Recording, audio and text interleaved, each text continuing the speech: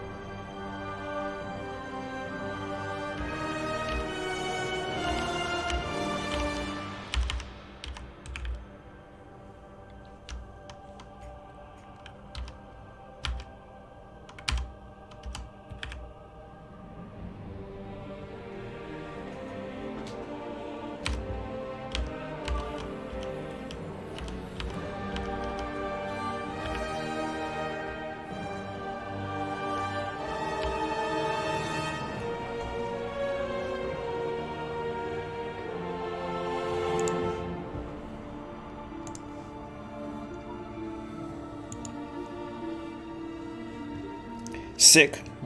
That's no good.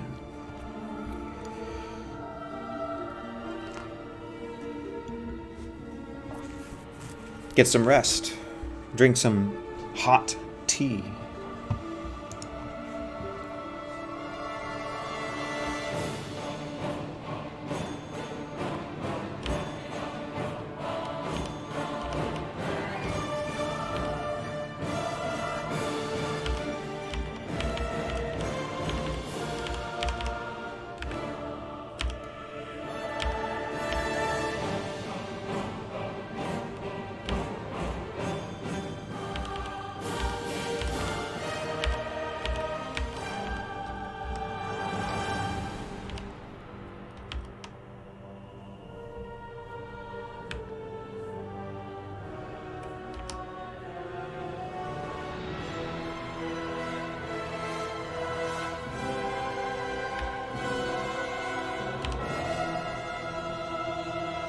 Water and nitro. Yeah, drug it up. Tea. Yes, tea does good things. Okay, what are we doing here? Let's bring in our final stuff.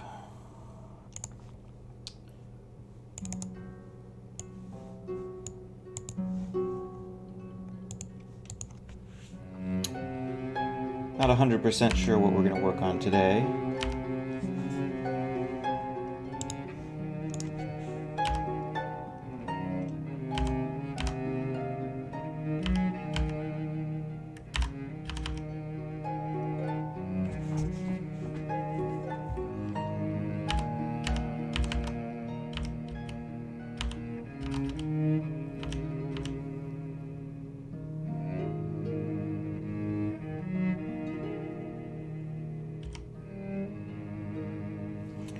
Other than being sick and coughing, how are you feeling today?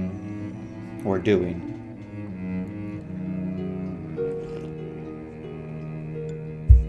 On this overcast and somewhat drizzly Monday.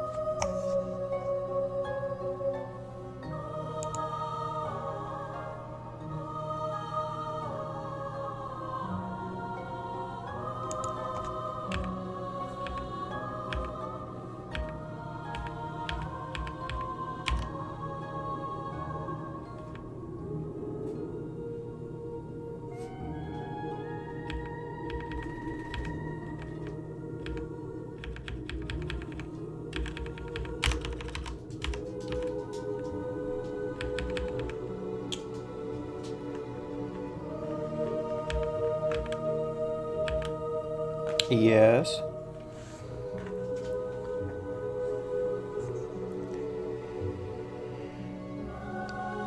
Your temperature is exactly 96. Going to make tea? What kind of tea are you going to make? It's the most important question of the day.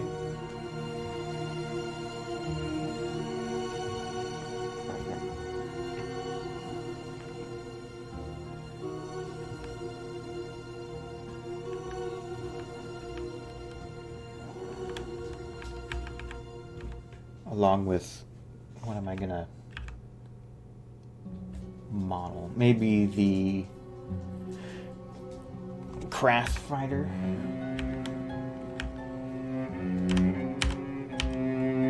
We don't really have a lot of good examples of those. Or really, only one.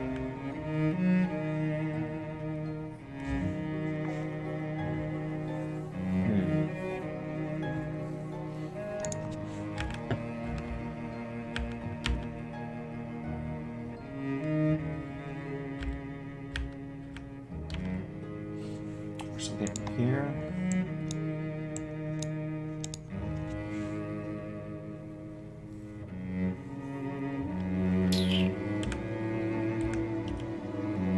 Maybe that. Okay.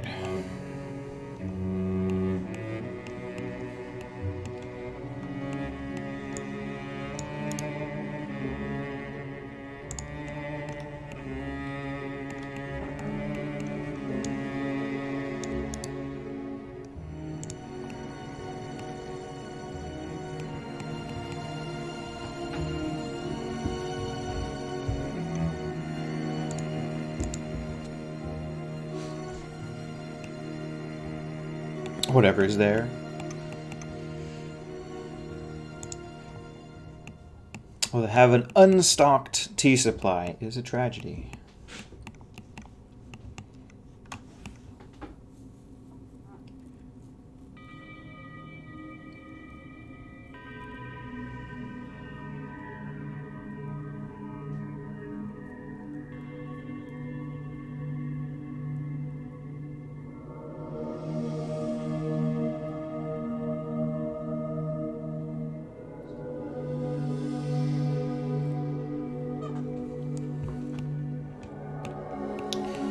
Okay, so for this, I think we're gonna start something like that. Just start using up these random pieces.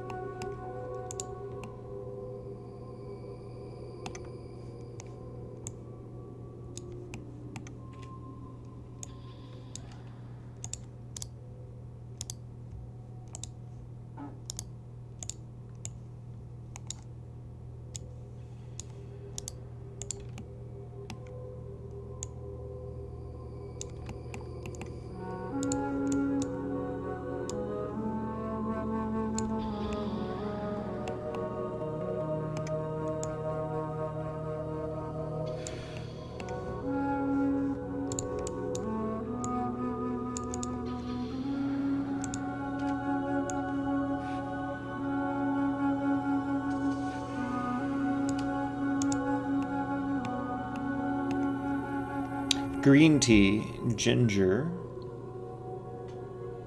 Good for your throat.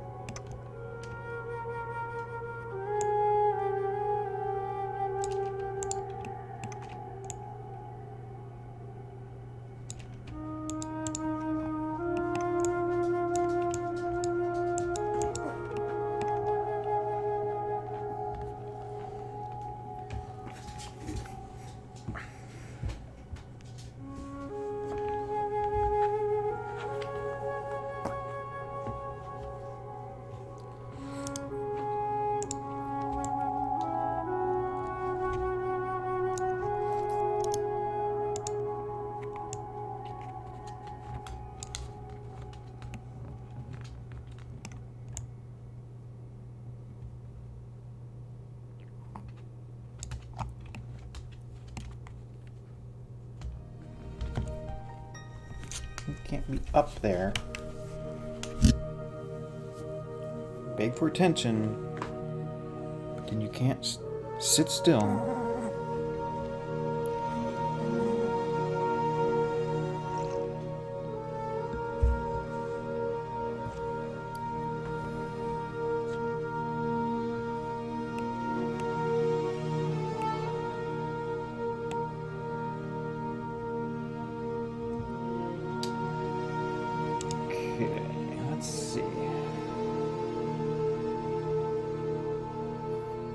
Engine cluster is going to be pretty tight.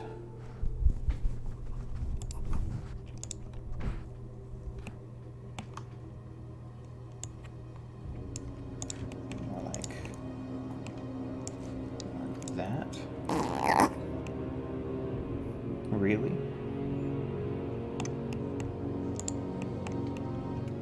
And we're going to have another smaller engine over here.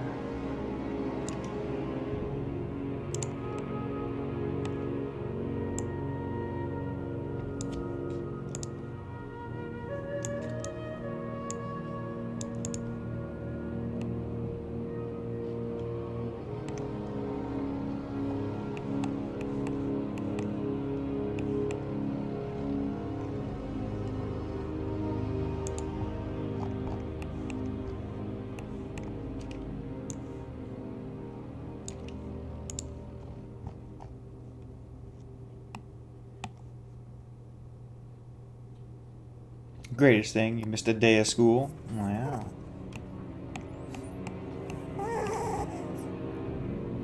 I always remember enjoying missing days of school.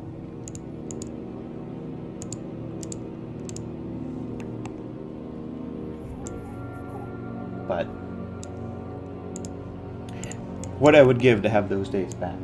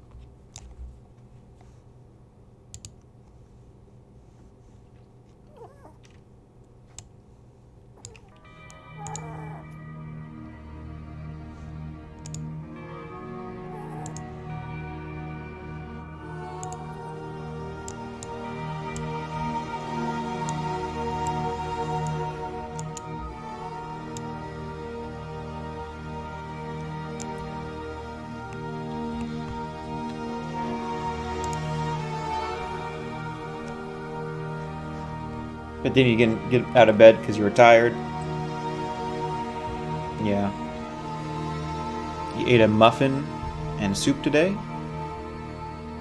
Seems like a good start. Like an English muffin?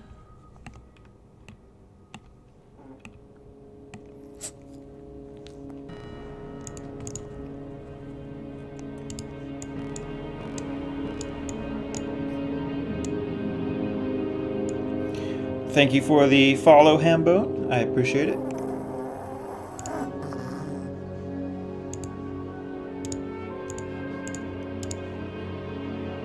We're just roughing out our basic shapes at the moment. And then we'll make it all beautiful later. And then we'll optimize it for texturing. But for now, we're just getting the basic shapes and proportions down where we'd like them. You want down now? Okay. Beg to come up. And then you want down. You already got so much attention today. Go take a nap.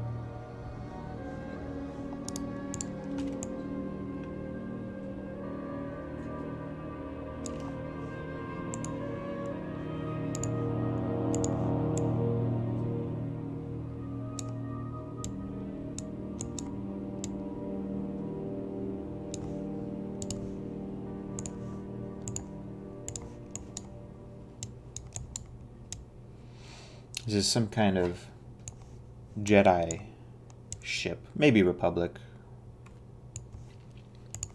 But in all likelihood, a Jedi vessel. Some kind of gunship or courier.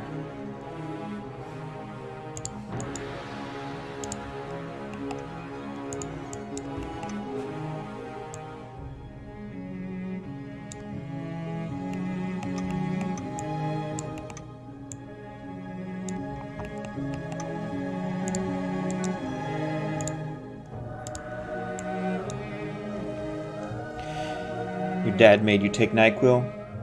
It's gonna make you fall asleep. I never liked taking NyQuil or any of those drugs that make you sleepy. I was never much of a rest to get better kind of a person.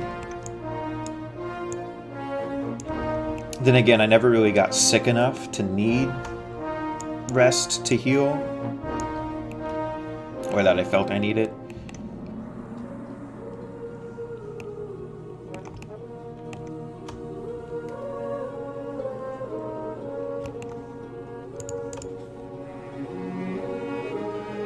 Chocolate ones from Costco.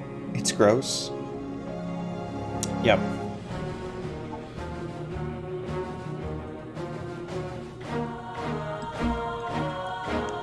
There's only so much you can do to hide the taste of some of those medications. Although, well, they probably taste bad on purpose so that children and animals don't consume them by accident, at least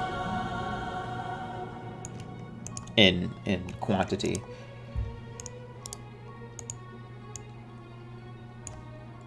At least I think that's the idea.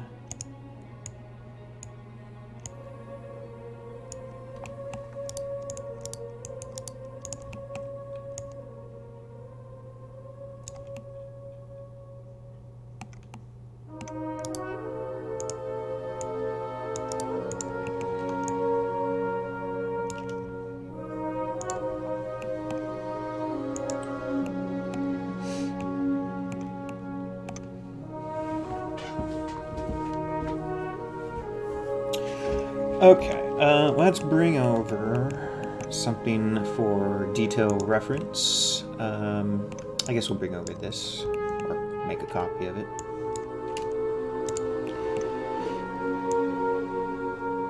Just so we have about the same level of detail between this and the other ships relative to its size. Okay, let us start with the wing over on this side.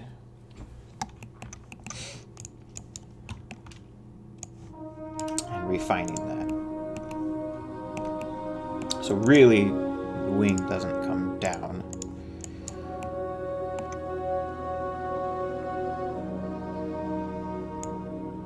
Kind of hard to tell sometimes with these things. And there's more of a pylon that comes down, or a strut or something.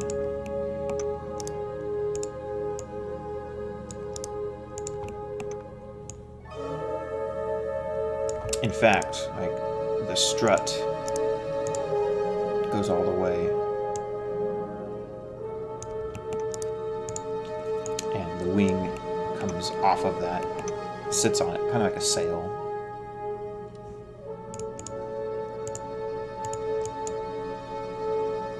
Strut goes pretty high.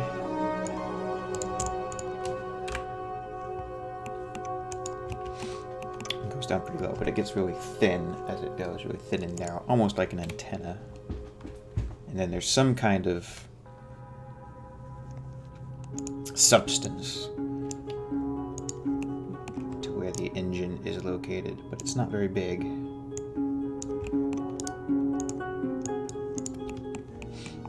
We'll figure it out when we get there. Let's grab one of these wings and make it roughly the same thickness.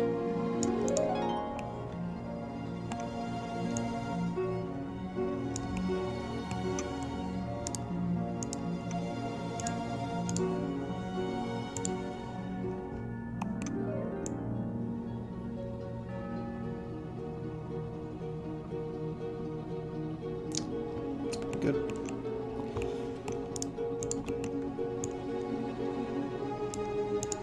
Get rid of that. Make a copy. That's wing thickness. We'll also use that for maybe this curved one. We'll see.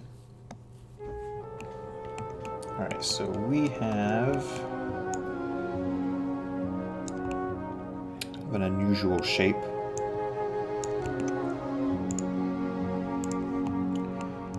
We're going to go up to mostly...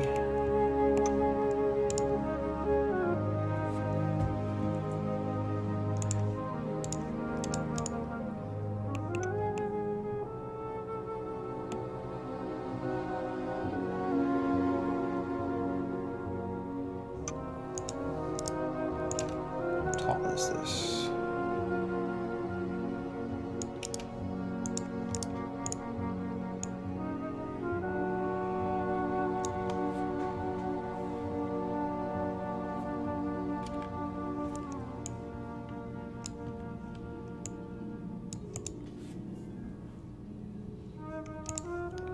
This goes up higher, but mostly like an antenna at that point, and it also comes down a bit lower, but again, mostly like an antenna by the time it gets there. Castaphon hails, greetings.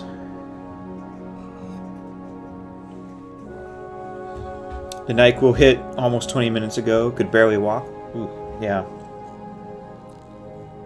Are you eating like I told you?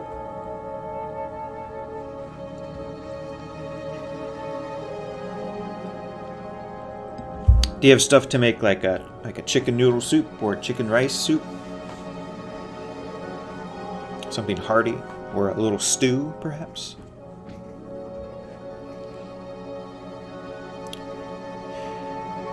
You're drinking beer. The swelling on your injured finger is almost completely gone. Very good.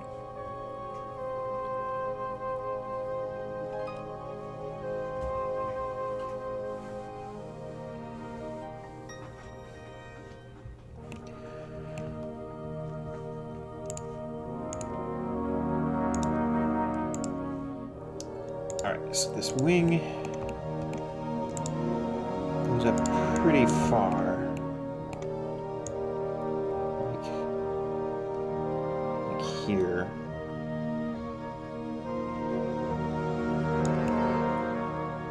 We can adjust it later if we want as well. It comes all the way down to the bottom of the main body.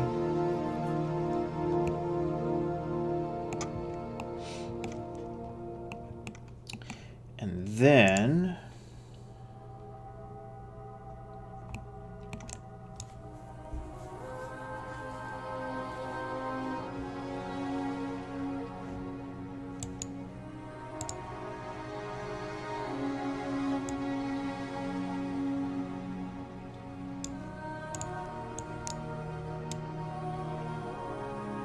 come out like this, pretty sharp.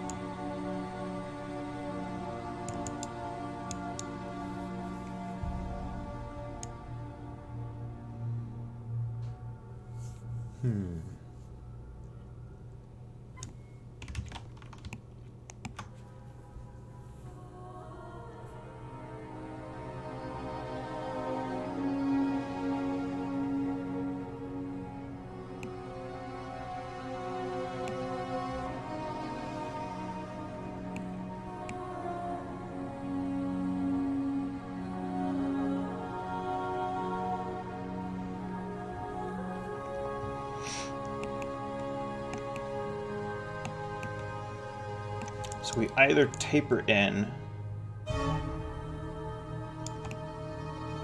like this somehow,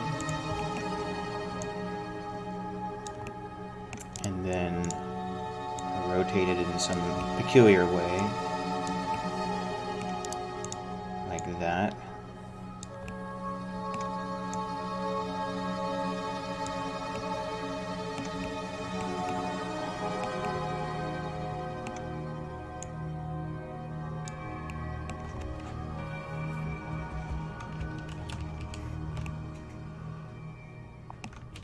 Or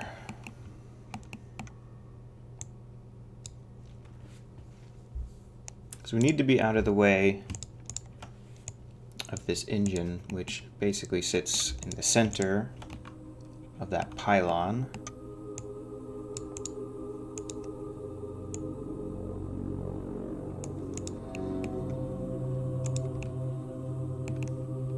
We're still connected here. So we could bend. But I don't really like... I don't think I'll like the look of that.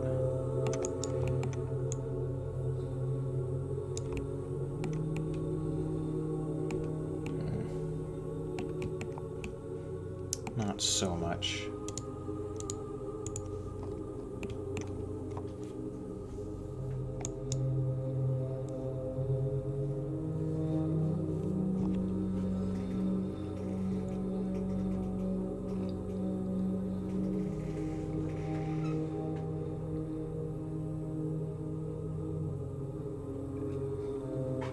Who else is here? I don't know. A few people. Yeah, Nin's lurking. But I don't know who all else is here. Oh, I stare at pixels.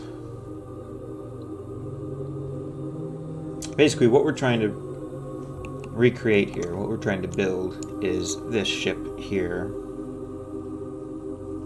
I don't know if you can see that too well. And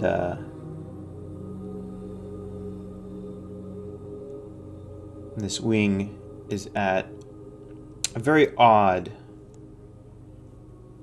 angle, maybe. Trying to reconcile how it attaches to that pylon. Now it could...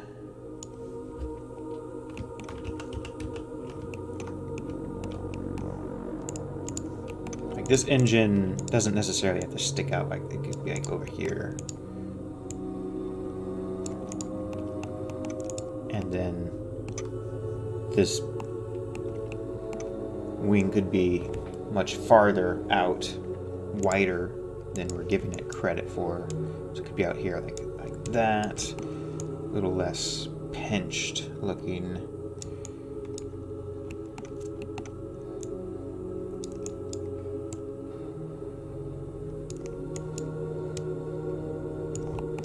It's got like a particular shape to it, and I don't know if that shape will actually translate correctly into 3D space.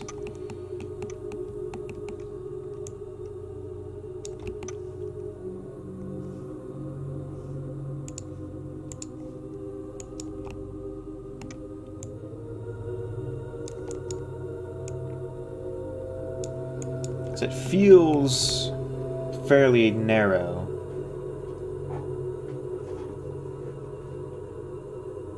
But that doesn't reconcile with the width we need to have it past the engine and end up where it's supposed to look.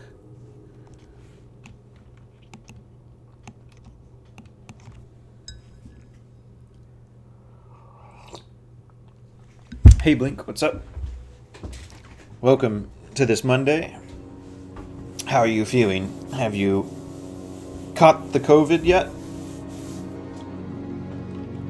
Or are you just fine?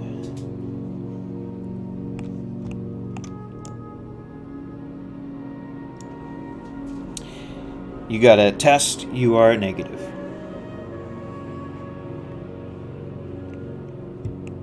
Well, that's good.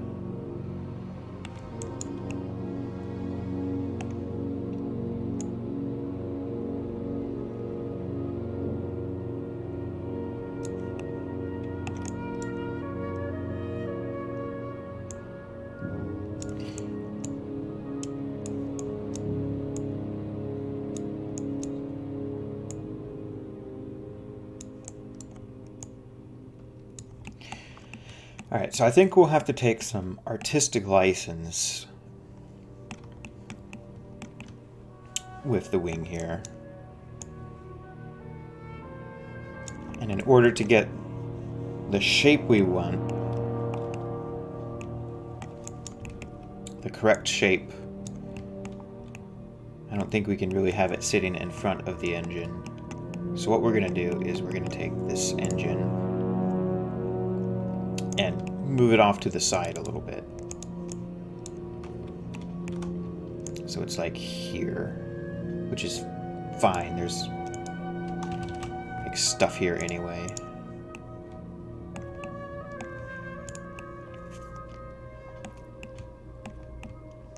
So the wing's kind of shaped like this, vaguely. And then we have a cutout here.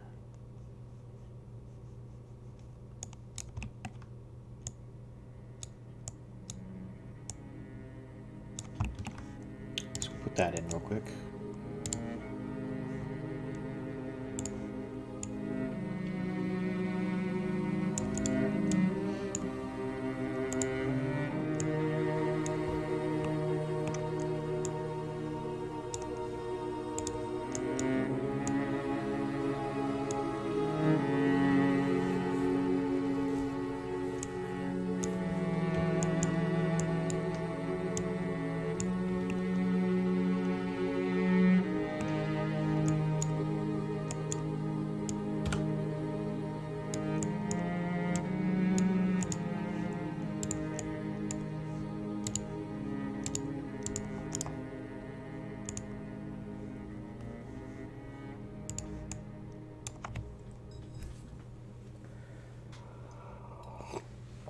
Would all stick together.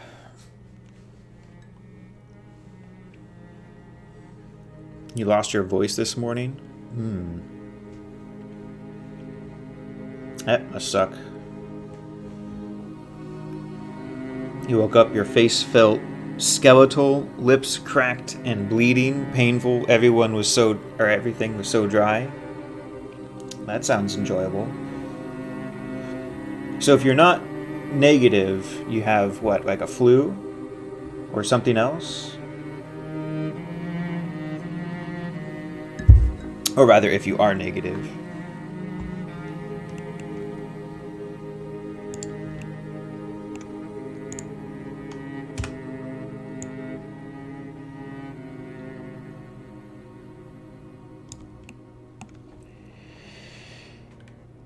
Like a nasty cold? Okay.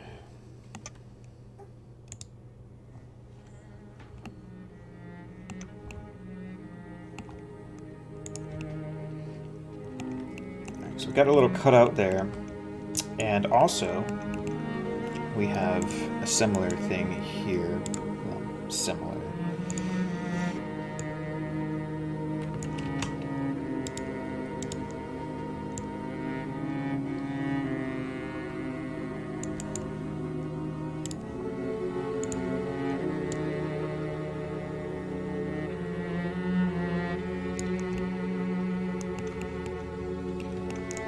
Down here as well.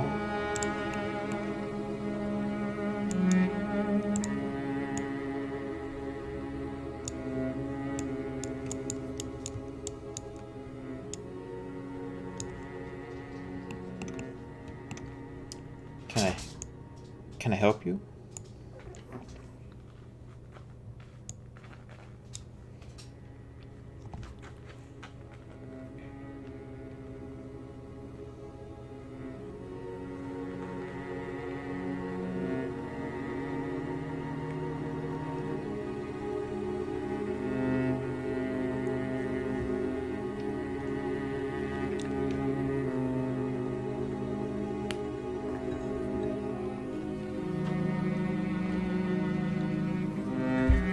Yeah, those are strange cold symptoms.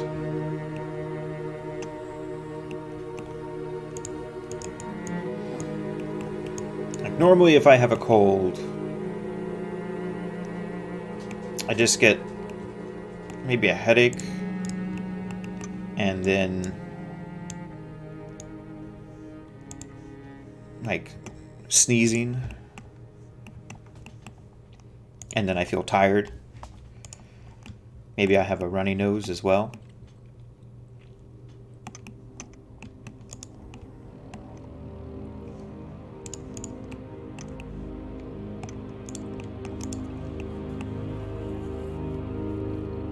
That's usually about it. Never heard of cracked, bleeding lips. But maybe it's because the air is really dry right now, since it's in the cold.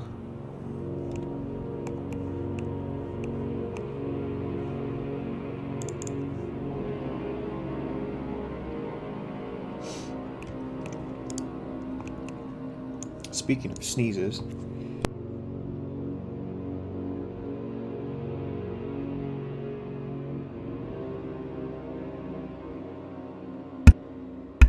excuse me.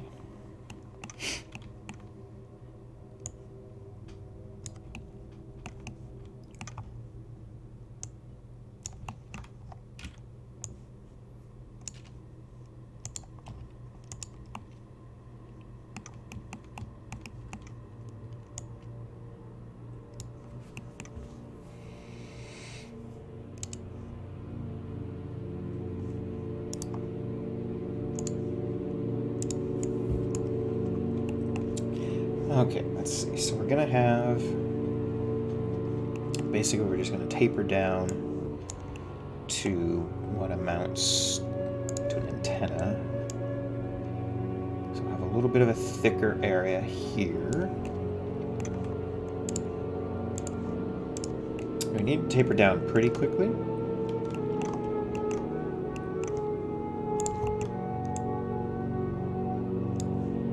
So we won't get to our antenna length, or antenna size in time, without it being awkward.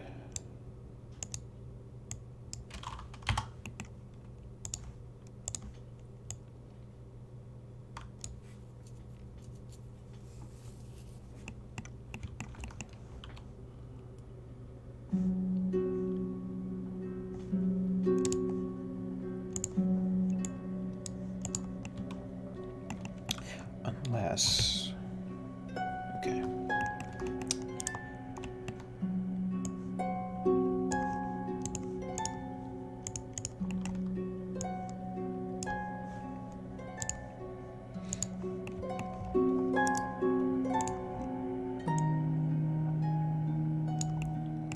So like this, give me less,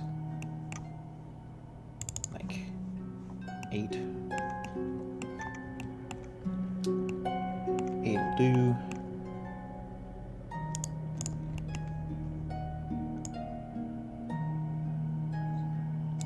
Come down here. No.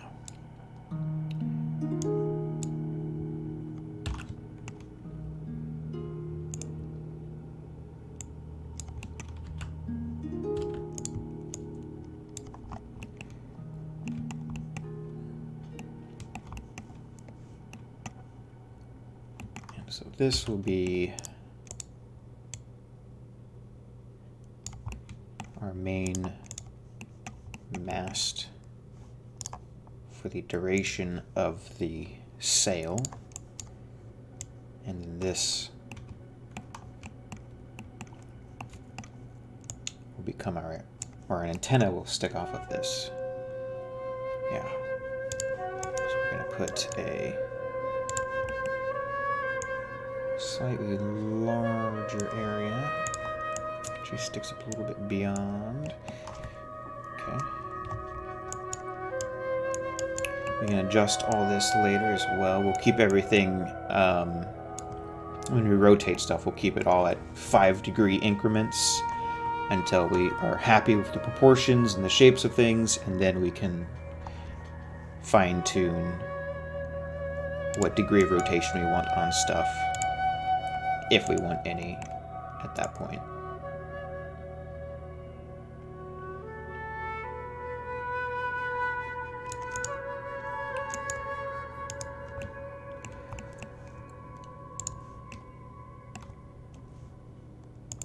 All right, and then our antenna sticks off of that.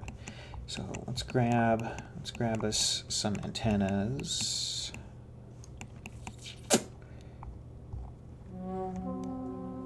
Do I like you?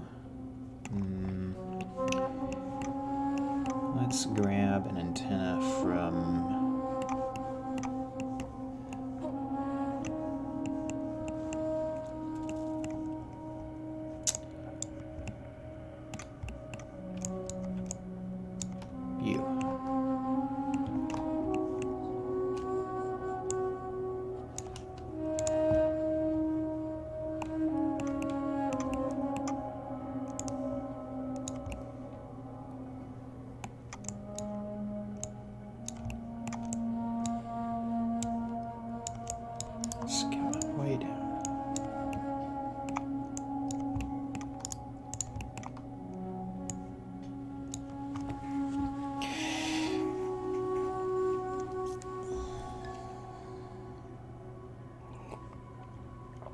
Disconnected from chat, who knows how long?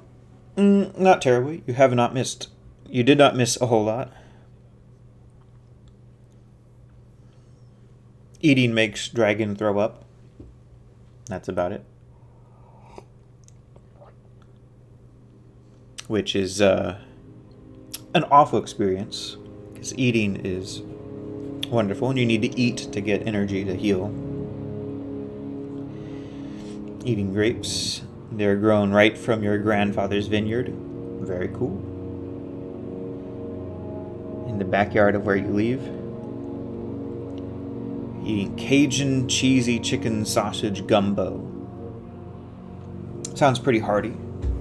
Good for an overcast Monday. We're gonna have homemade chili today.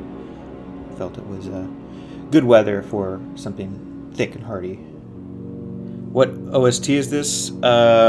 This is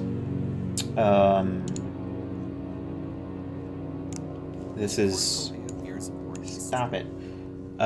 World of Warcraft, The Burning Crusade.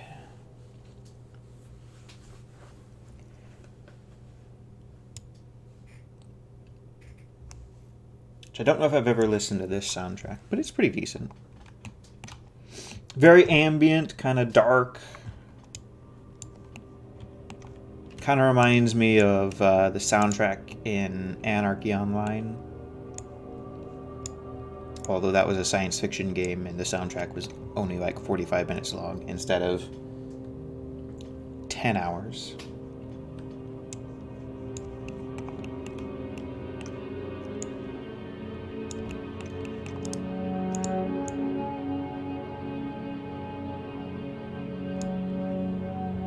Here, I'll link it for you, in case you're interested.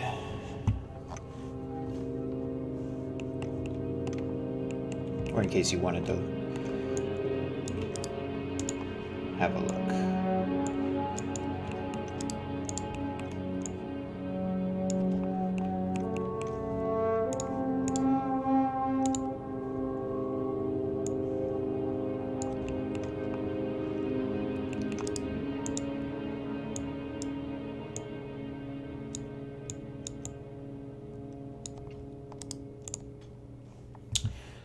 Okay, so this antenna kind of sticks off the side, maybe, or just emanates from the edge.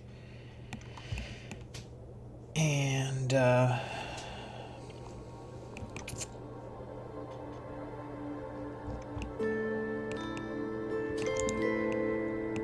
just something kind of like that.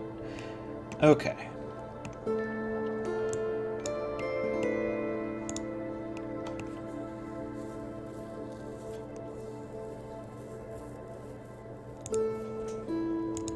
This is sort of a nondescript shape up in here. It's a blob. So what we want to do with it, up to our imaginations. But we do have an engine. All we can see is that there's an engine cone around in here. What the engine looks like, who knows?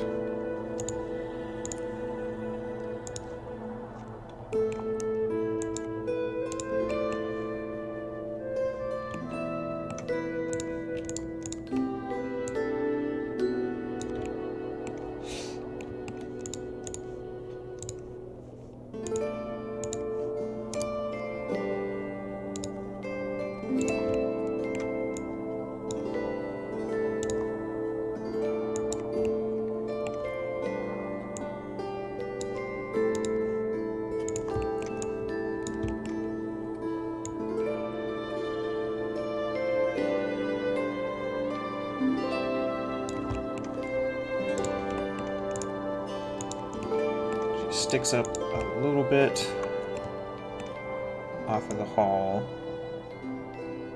Well, not the hull, the whatever pylon thing this is.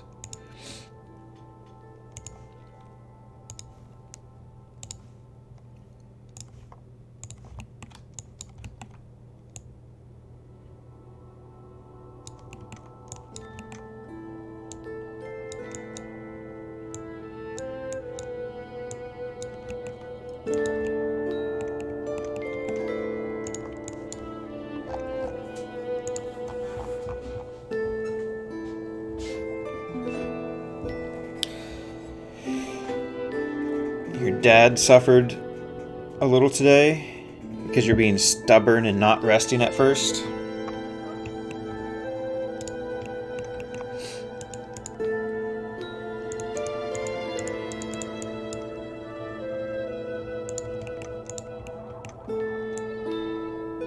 We don't want to make your poor dad suffer.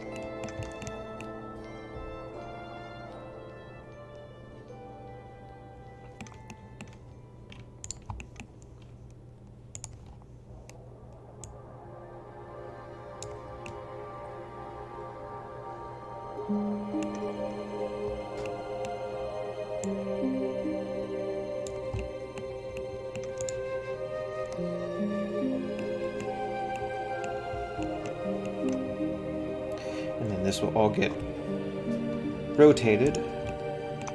It's like a 5-degree rotation, maybe 10.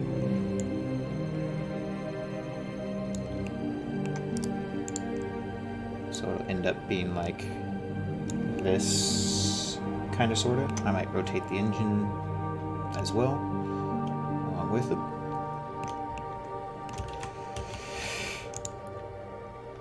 And I'm not sure what we're going to do with this segment. It's pretty spindly and kind of oddly shaped. Lots of little ups and downs.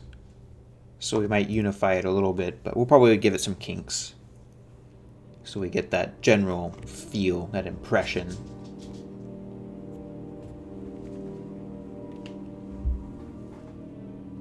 There's also something that sticks off here. Probably another antenna.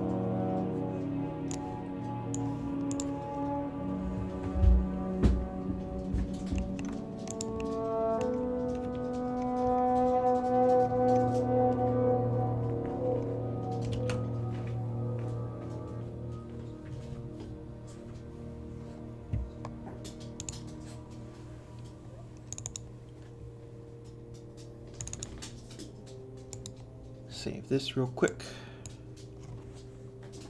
I will be right back.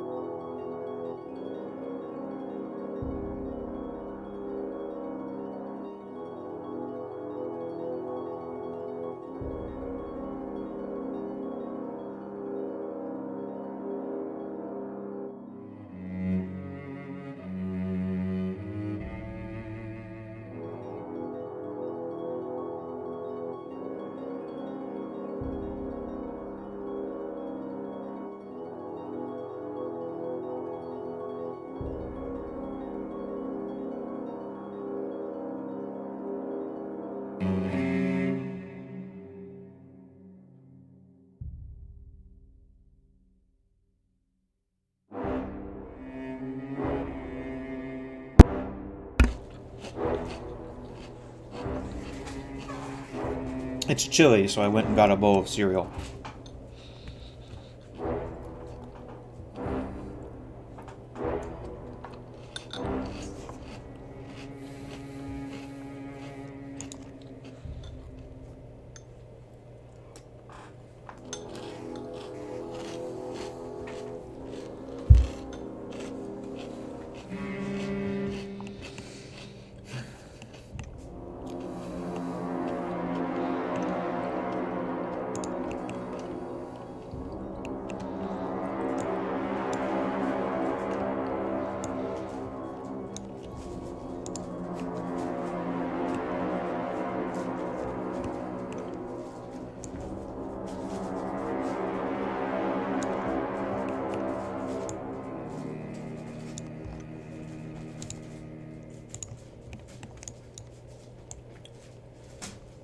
So this will come down kind of like that. Pull that up a ways. And then we have another antenna kind of thing that sticks off the bottom.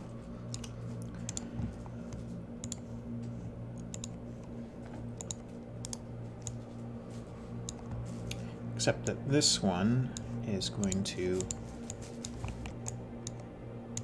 come up like so.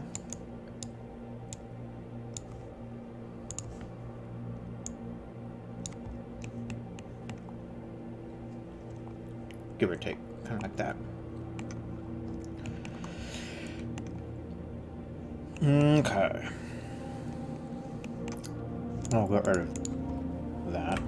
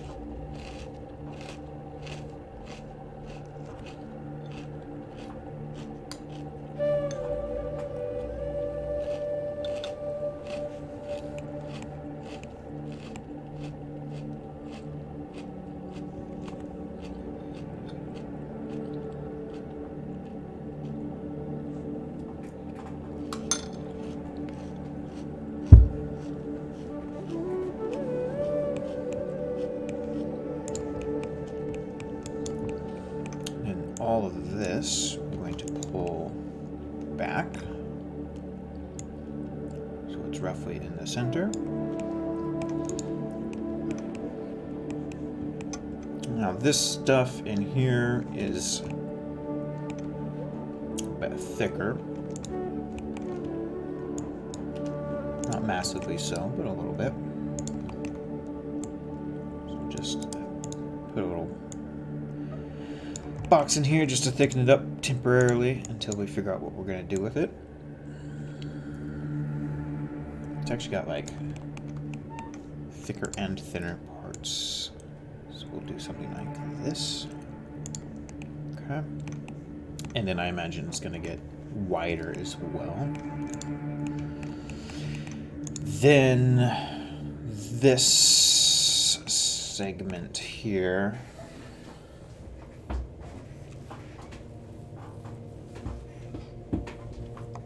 not entirely sure.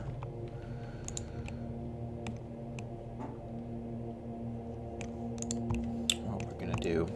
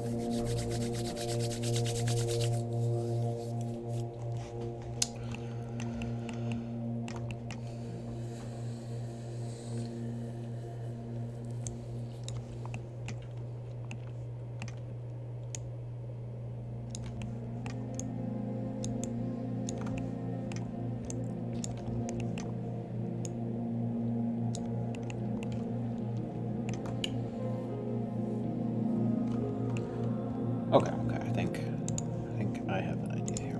So we're gonna take all of this, and we are going to detach.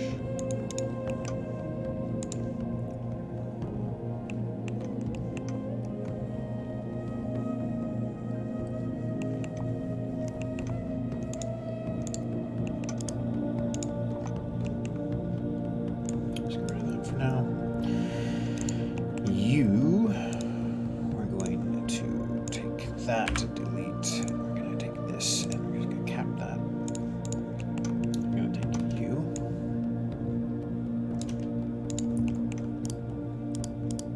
I'm going to scale you down.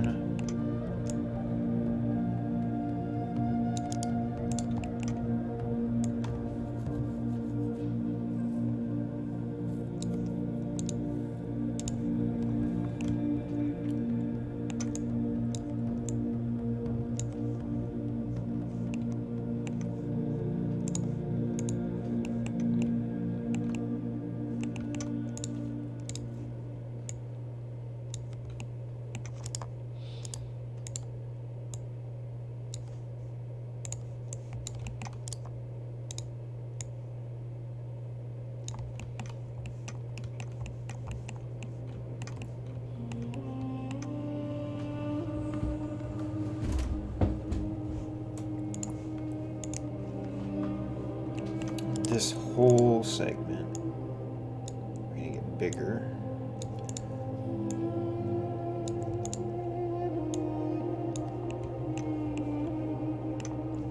Slowly taper down.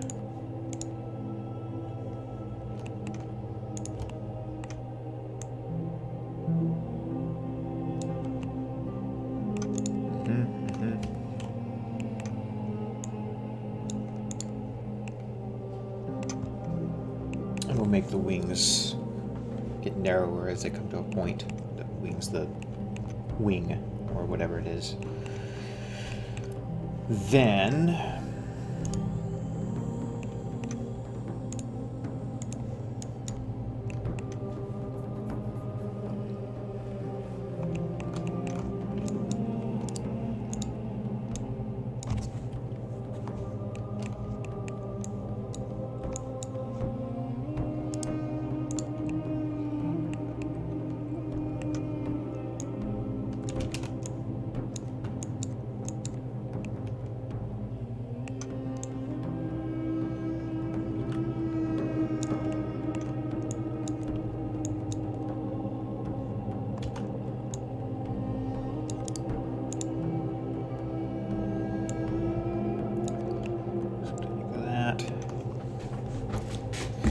time to sleep.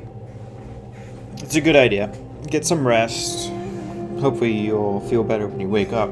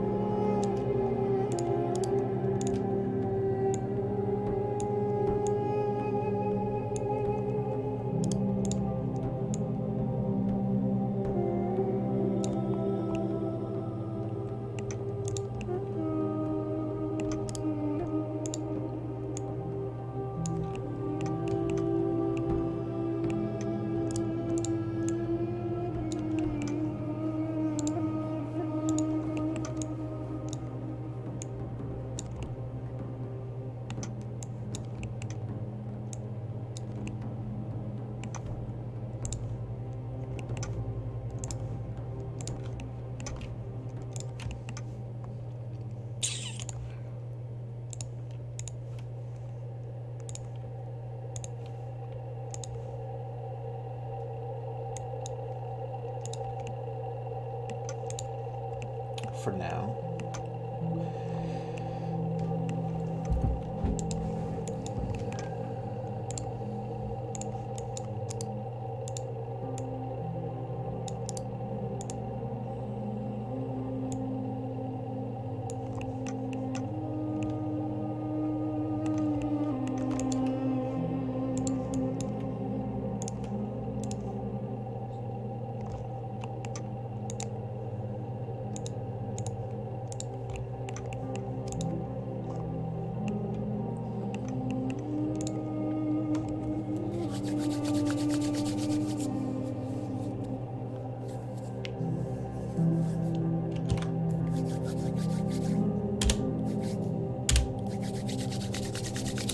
My finger's cold.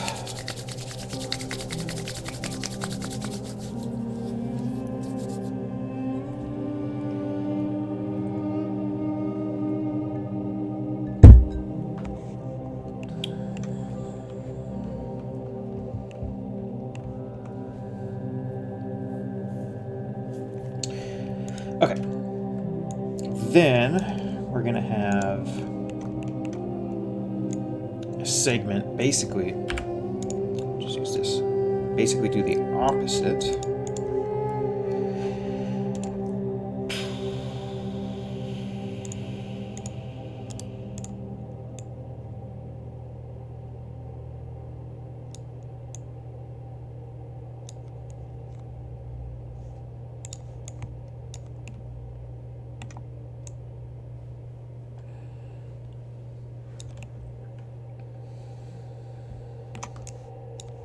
Except it will be narrower. Not centered still. Let's work on that.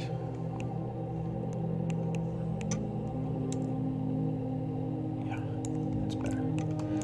Okay. And I don't know, maybe this is some sort of gear mechanism that can fold the wings in for landing as well. That's a feature of ships from this era.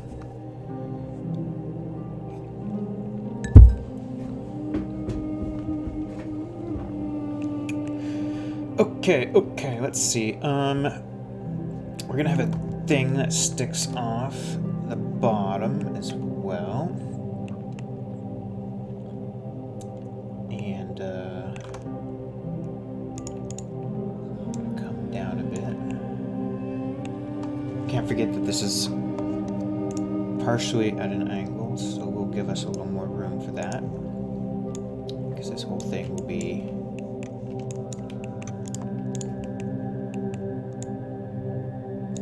at a 10-degree angle.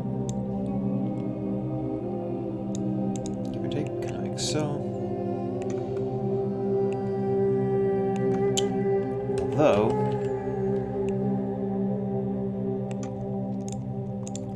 I'm thinking that we'll take this engine, which is incomplete, we'll mess around with it some more at some point.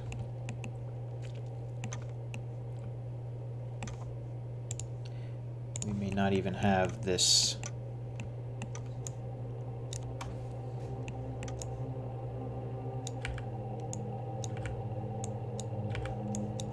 at all, and we might do like a grill vent or an intake of some kind on the front.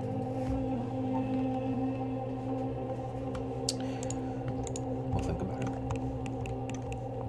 The engine itself might not be rotated. What is that gonna look like? Not happy with this shape yet, but play around and see what we get. 10-degree rotation, and pull it over here. Okay.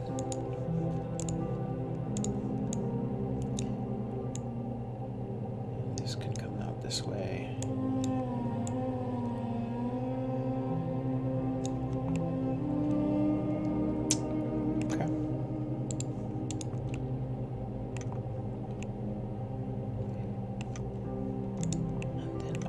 Front.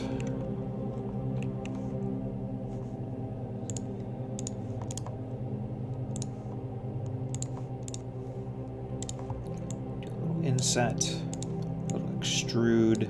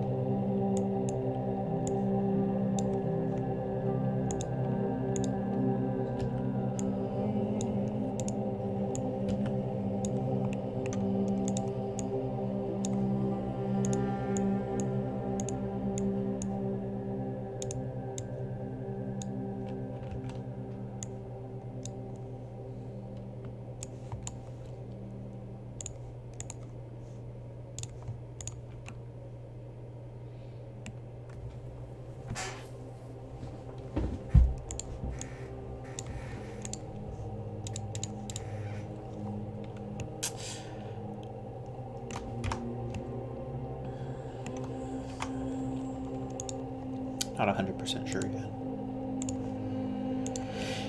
If I like that.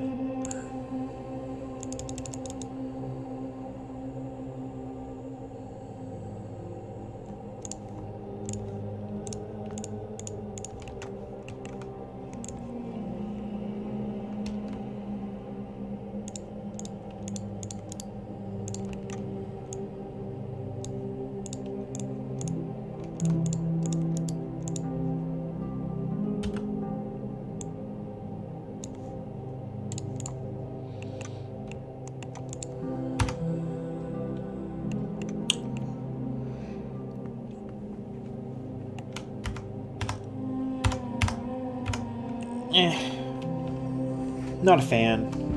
I'll do something with it later.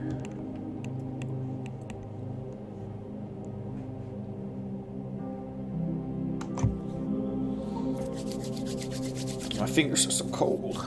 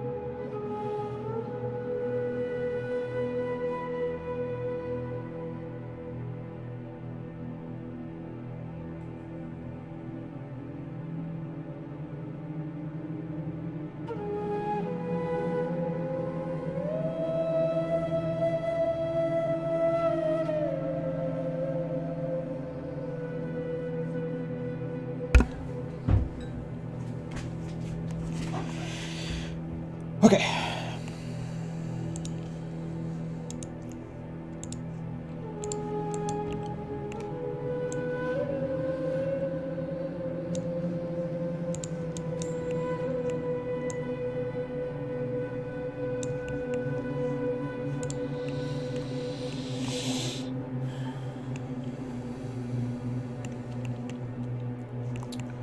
I think I will keep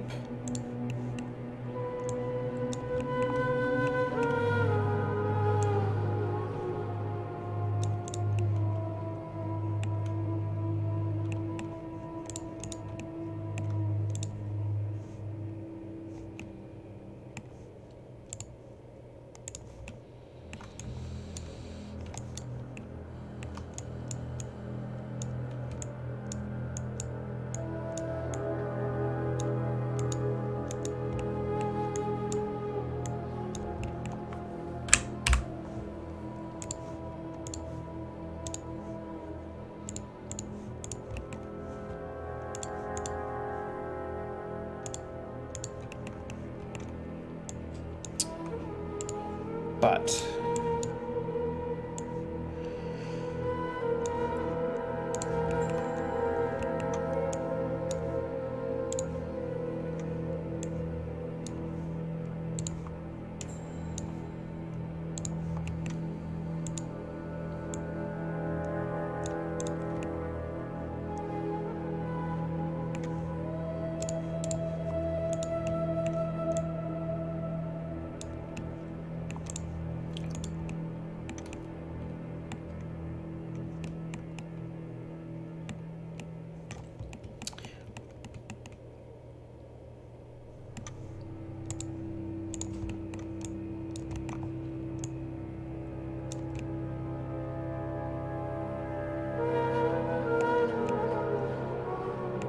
kind of reminds me of Alien Isolation sounds. That brings back memories.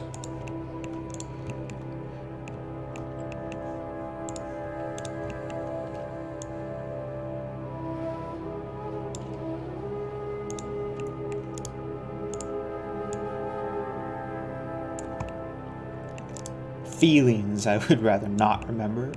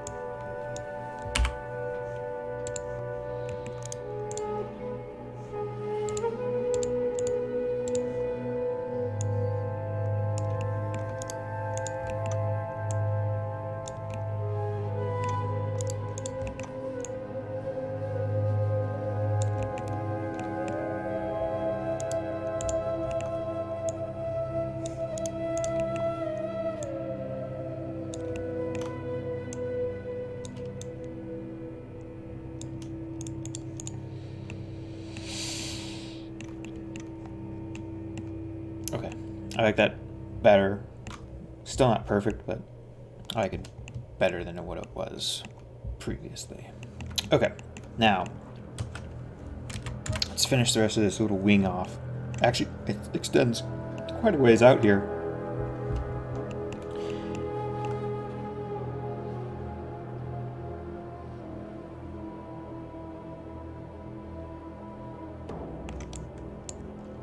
All of this may in fact be a bit tighter. Not a lot, a little bit.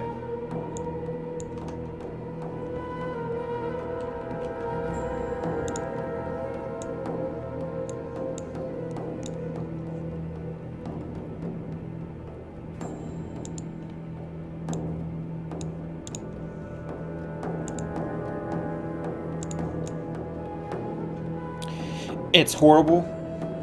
I know. A failed artist.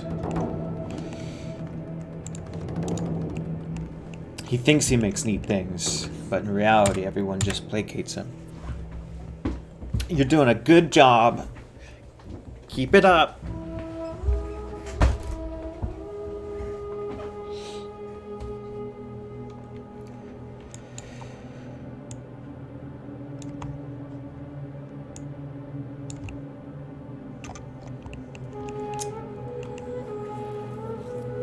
Okay, so we got like a thing that sticks down in the opposite direction off of here as well. I have no idea what it is.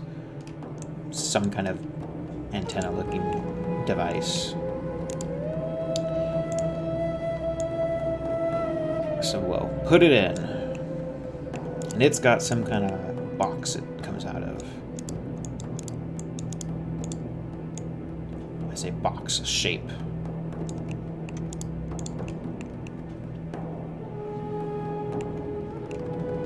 Shape that's pretty much like that in that spot, just like that. And then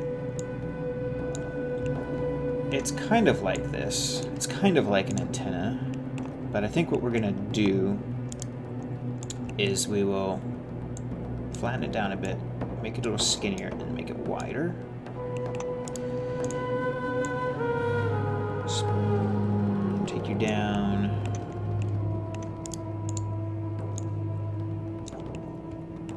So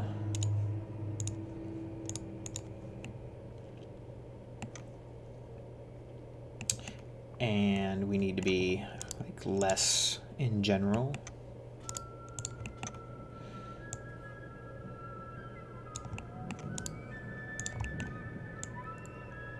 A bit shorter.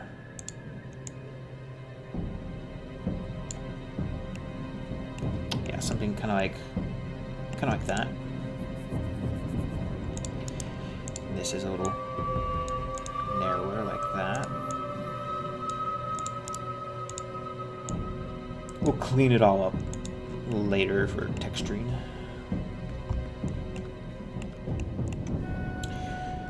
Okay. Then the rest of this wing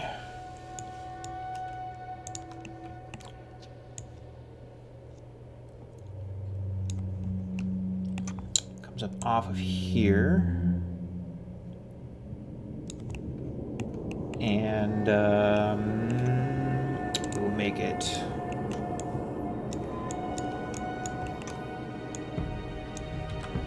so I watched that that crazy Russian T-34 film the night before last,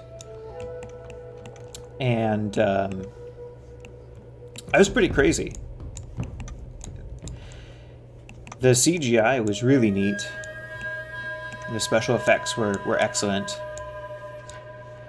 It's the movie where you have like so it's World War II, Eastern Front, follows the crew of a T-34 around, and it's got all these slow-mo shots where, they shoot and time slows down and you can see the shell traveling through and leaving, sonic ripples through the atmosphere, and really highly rendered slow-mo shots of the shells penetrating the armor of tanks and exploding through, and people getting hit by shrapnel and all kinds of wonderful things.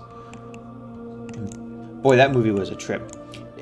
It was like Russian bias to the extreme, because it's a Russian film about a Russian tank crew. So go figure, I guess. But beyond the Russian bias and a lot of like bullshit plot armor, it's a pretty neat movie. It's on Amazon right now for Amazon Prime. I do recommend a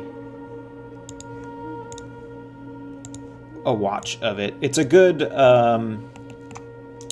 like the plot isn't particularly complex, so it's a good like late night going to sleep, or you're doing some other project and you want something in the background kind of a movie where mostly you can ignore it and just look over for the really awesome CG shots.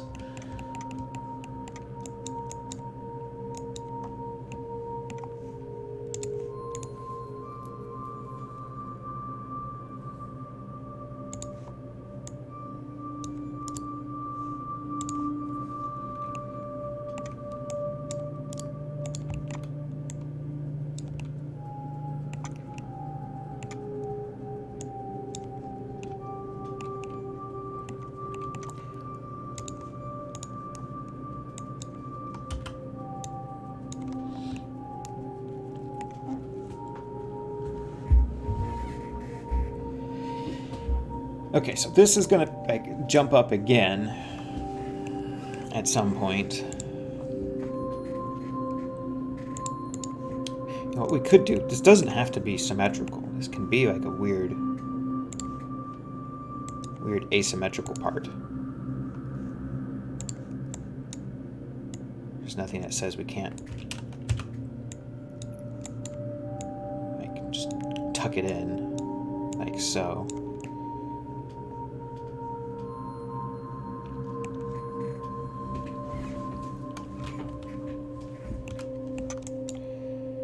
Back a bit more. This does taper again. And then get rid of these smoothing groups because I wish there was a setting somewhere to keep 3DS from auto smoothing. I've tried to look up an answer before, but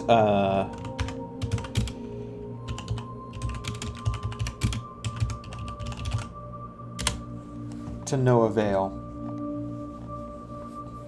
I guess I could ask on the Discord, but that's always a exercise in annoyance.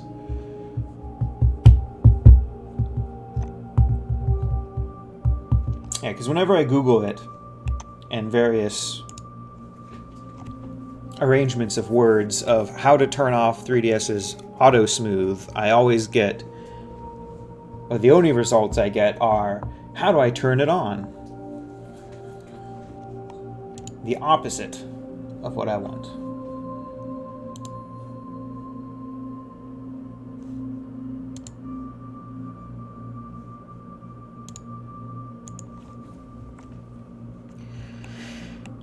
Okay, and then there's like some stuff built up on here. Maybe we'll just grab one of these things and flatten it out a bit.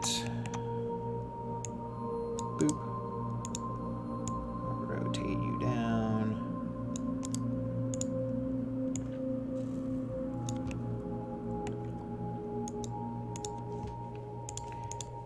Center you along there.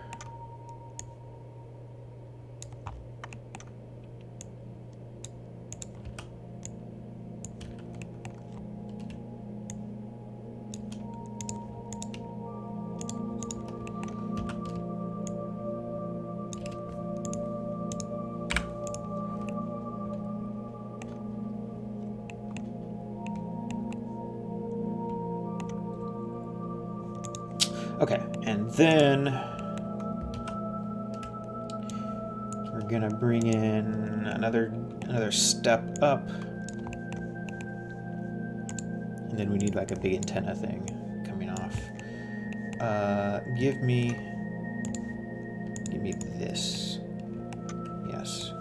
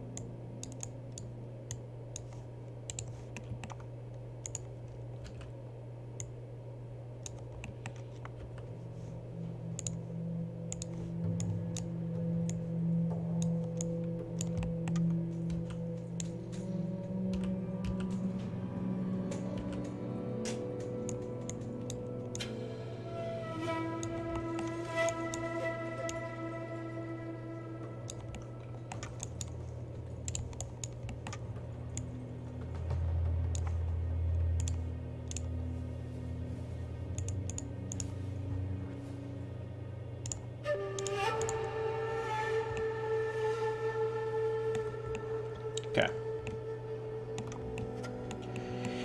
Good enough. It's not a huge ship. It doesn't need to be super duper detailed and fancy. Although it is significantly larger than most smaller ships. It's like a gunship that has the overall length, it's really width, but length of a frigate or a corvette.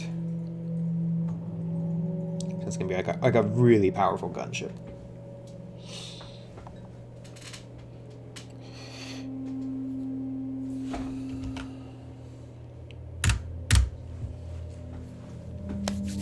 Almost done with the first part of the Outer Worlds. Very cool. What do you think of it so far?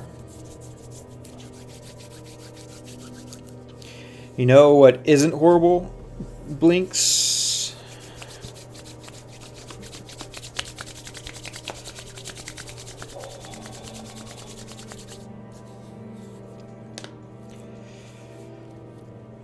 My fingers are still cold.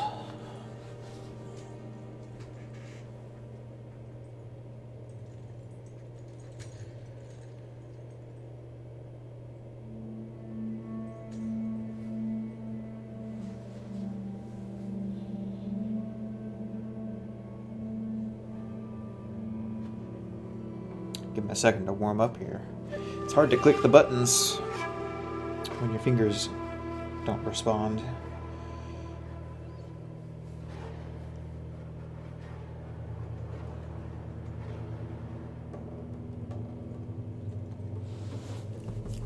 Okay. Then we'll take this, put this where it should go, which is roughly kind of down, sort of like in here. We'll make an attachment point for it, maybe at some point.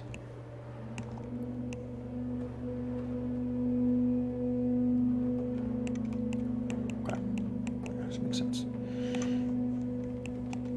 Could rotate it.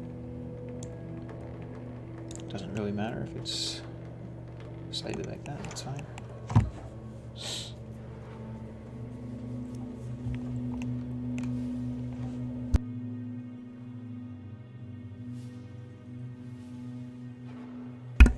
Pardon me. Okay, so now the next challenge area. We're still going to do stuff in the middle at some point. Make it look nice, but we'll get to that later. Next big challenge is what to do with this main area.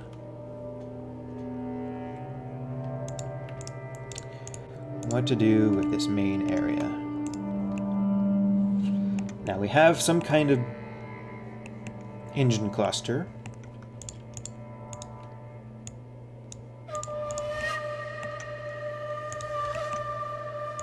That sticks off or out the back.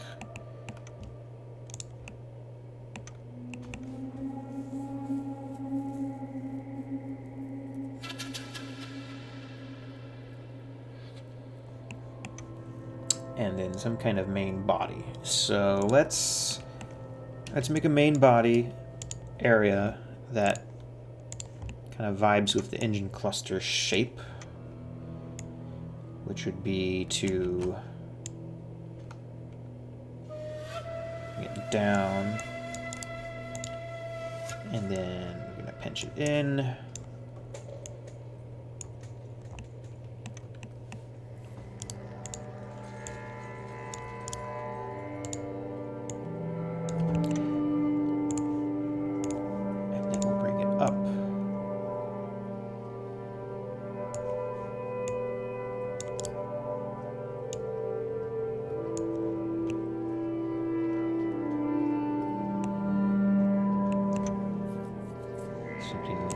Kind of like that.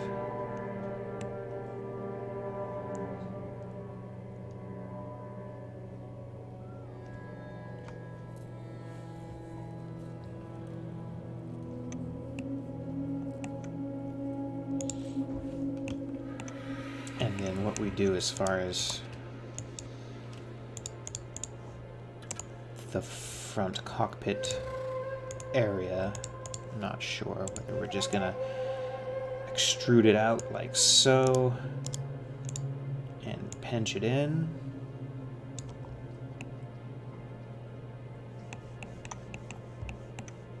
Which is, with some modification, the general look and feel. Although we might want to bring it out just a bit more.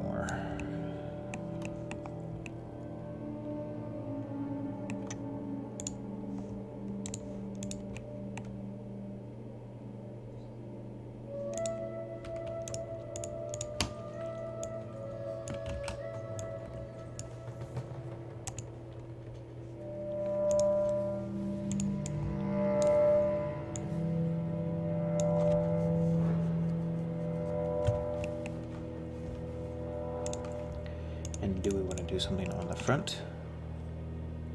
Like, either we could do a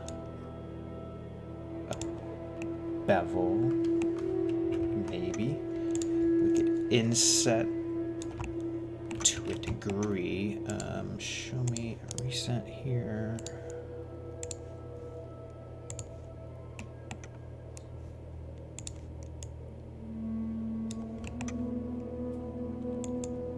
Then bevel it out.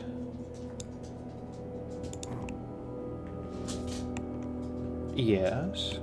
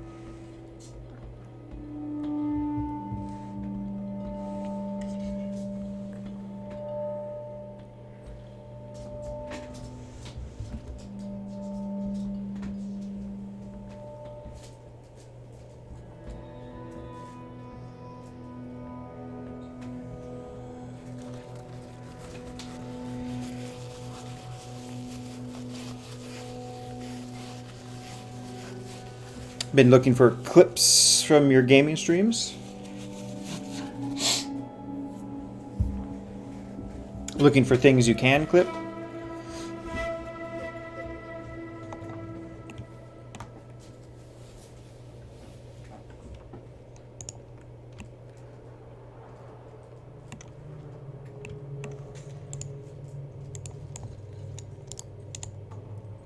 What if...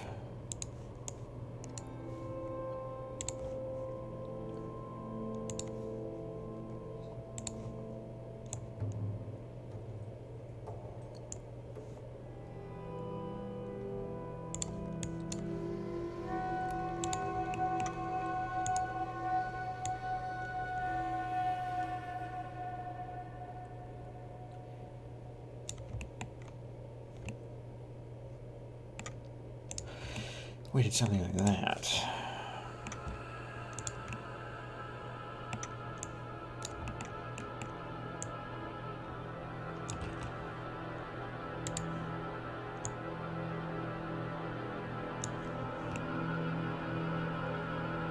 I can fix this later.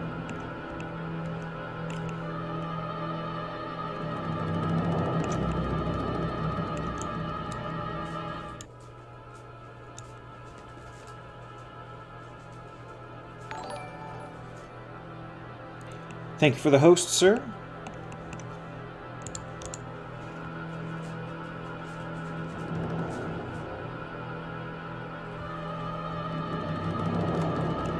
Do you plan on streaming some art yourself later?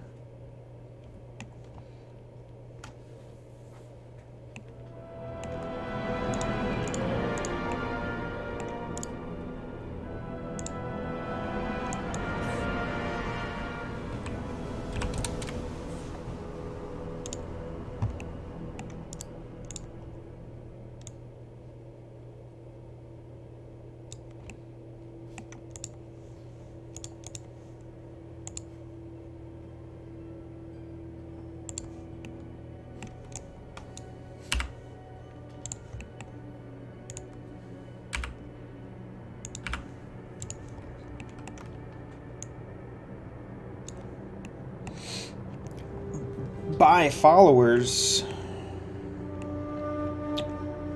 Thank you, sir.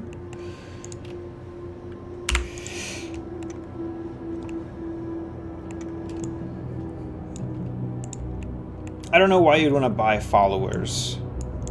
Like, yeah, followers are nice, but followers don't really help you in any way. It's just a number. Like, you don't generate revenue from having a high follower count. And they're fake followers, which means that they're not going to be active in chat, helping your community grow and keeping people involved and around. And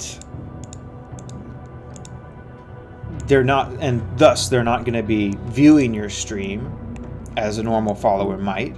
So you're not going to be generating ad revenue off of them. It's just to have a big follower count, which doesn't mean anything. No one cares about how many followers you have, or at least very few people do.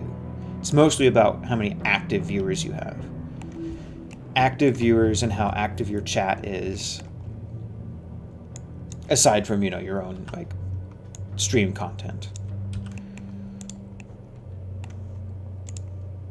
But I guess, I don't know, does anyone click on those things and buy followers?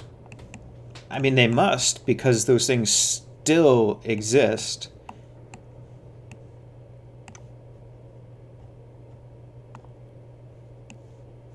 Which means people must engage with it in some way. But it perplexes me why anyone would.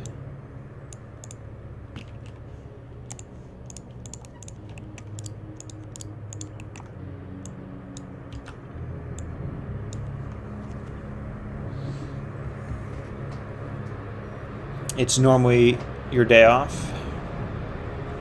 You done goofed. The one they should have let get away. Oh no.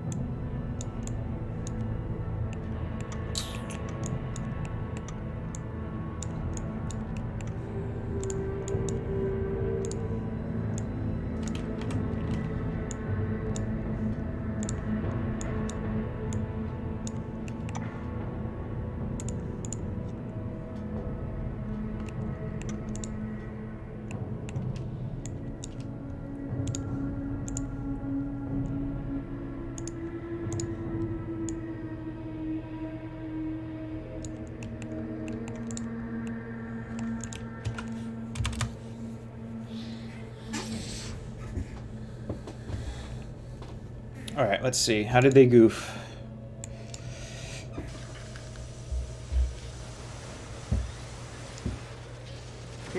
from repairing, will ye?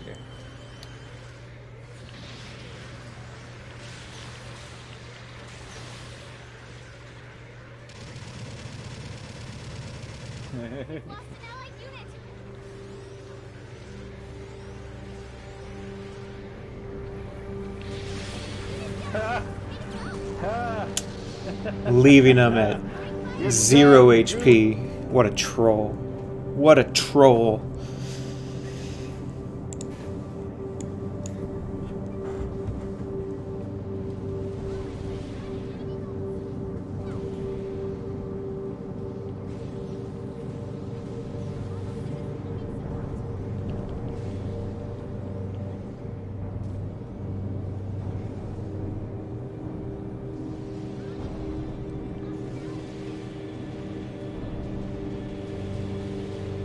I think he shot his buddy in the back more than he hit you.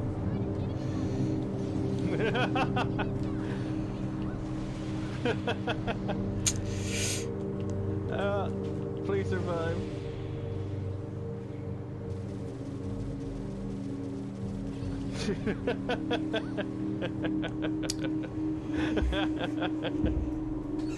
Yeah, pretty much.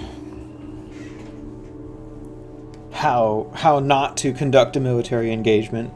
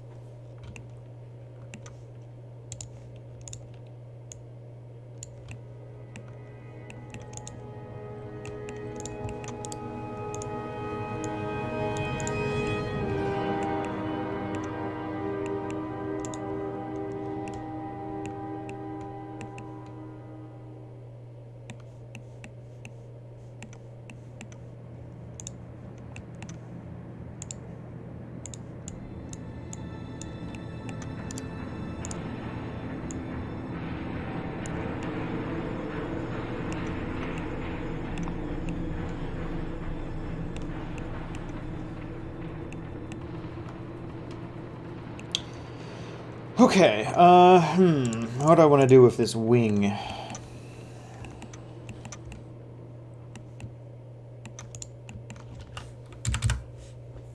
Sort of the next big thing to deal with.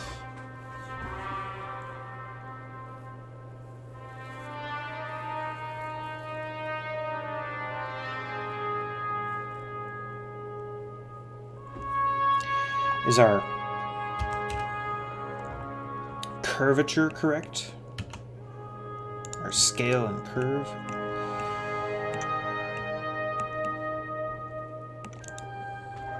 This ended up being taller than it should be.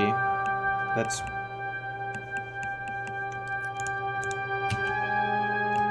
fine.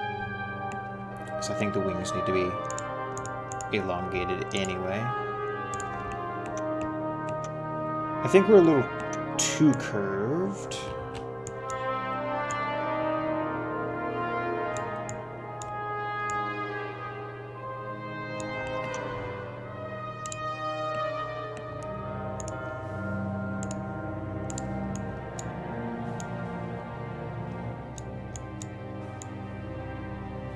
We need to be a little bit more like that. Maybe even less on the top, like that. Okay. Then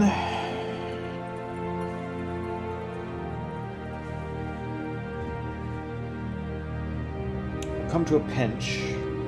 How many segments do I want? I don't really need a lot. necessarily. Do I want anything?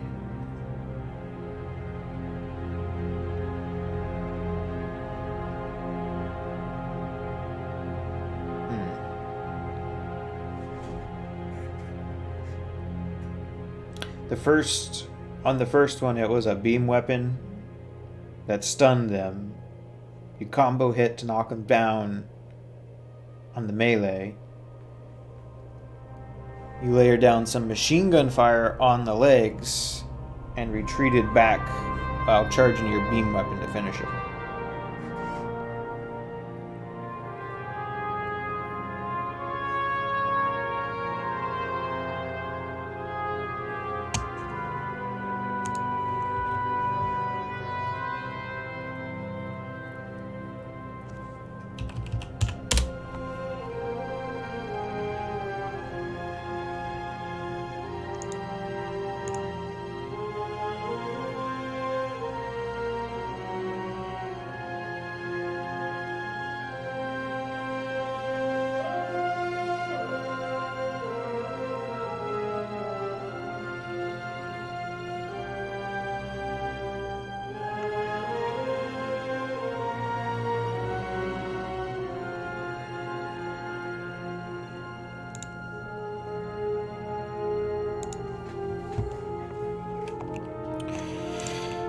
Okay, so for... I think we'll do it like a wing on top of a wing. Not a wing on top of a floating section on top.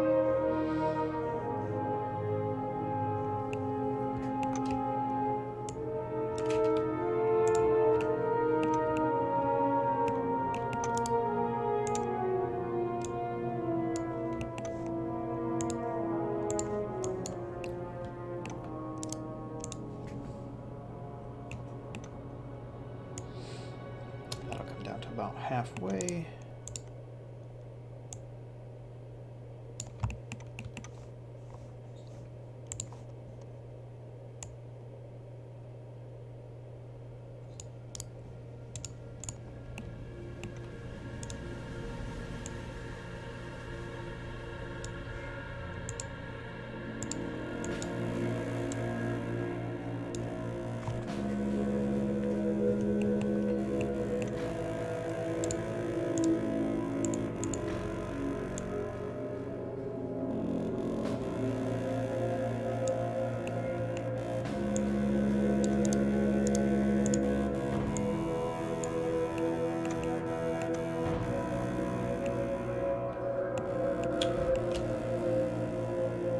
I still don't think our wings are long enough.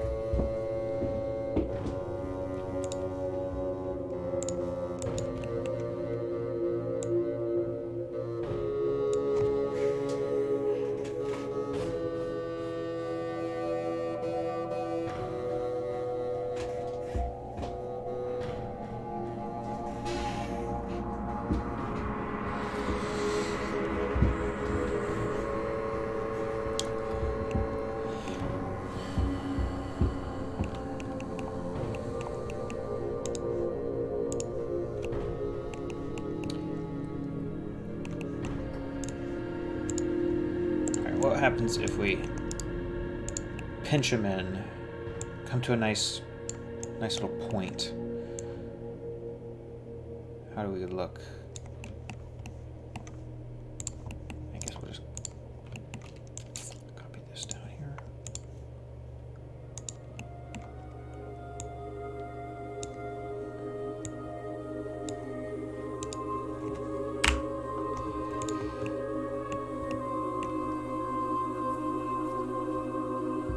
Okay.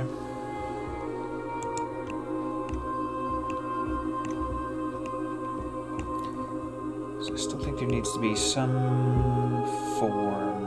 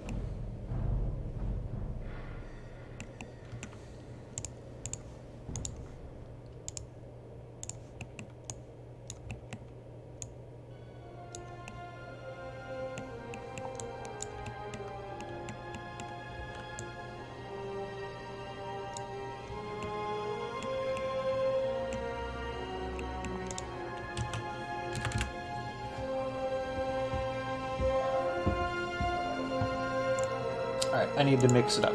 I need to mix it up.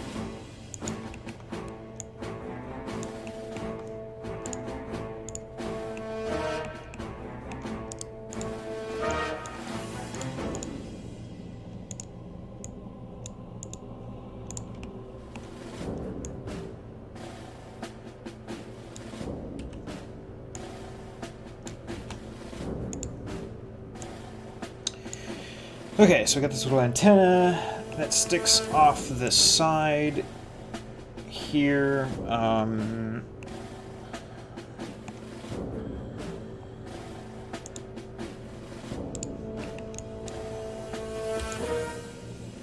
Actually, it's not really a little antenna, it's pretty big.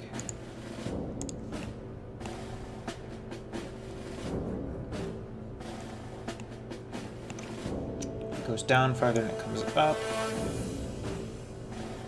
That.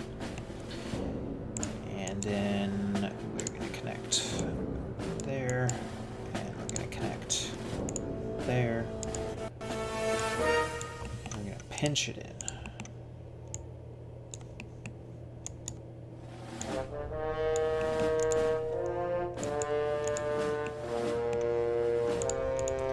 Then I'm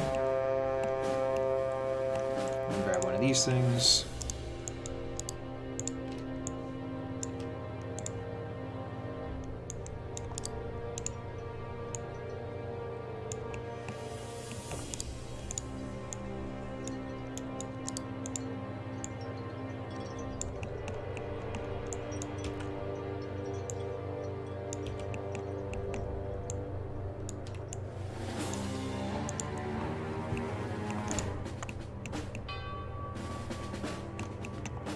Okay. Then we got another antenna sticking up off the top of that thing.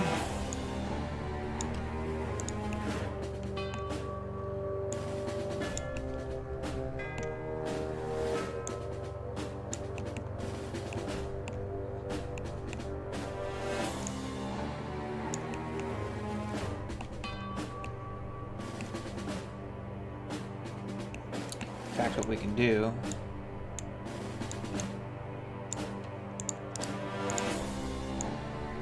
double antenna. Yeah. Okay. Nice. What the fuck is happening here? Well, you know. I need a banana emote just for you.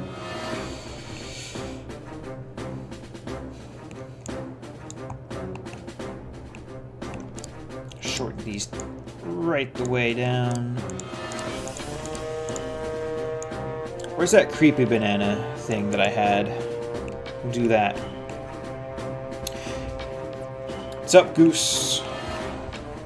How are you two doing today on this fine overcast Monday?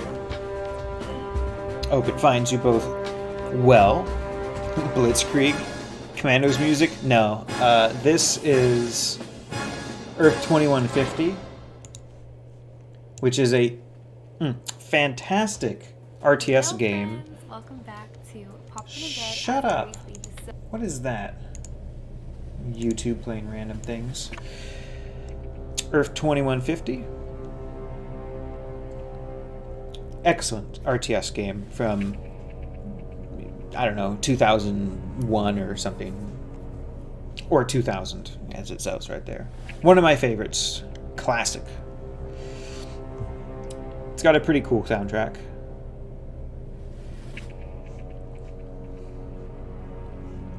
Back in the day of classic RTS games where you start out with some construction vehicles and you build buildings and you harvest resources and you build more buildings and you build tanks that come out of those buildings and there's beautiful explosions and there's a tech tree to research through.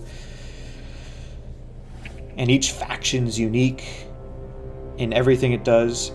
Actually, the Earth series is really neat in that it is one of the few games still that allows you to design your units. I'm surprised at how few of those there are. There's been some really good ones in the past and a few modern attempts that kind of fell flat. But Earth 2150 was one of the first great games to feature design your own unit systems, which is really fun because there's a lot of fun toys to play with in the game.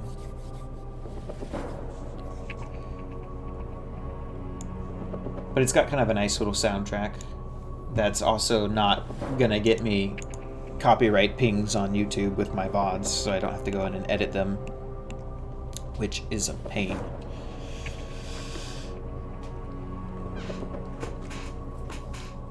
Too many wee-woos. Seeing the sun for the first time in weeks.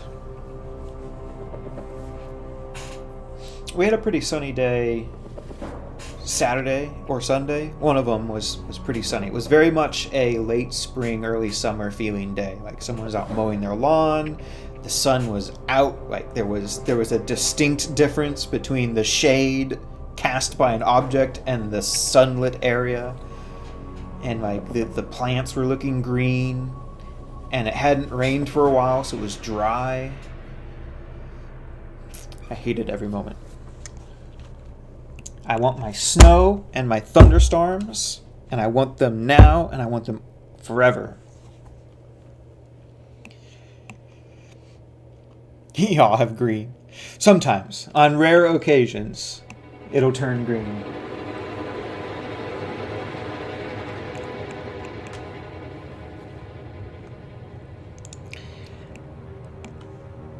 I think we need something in the back here.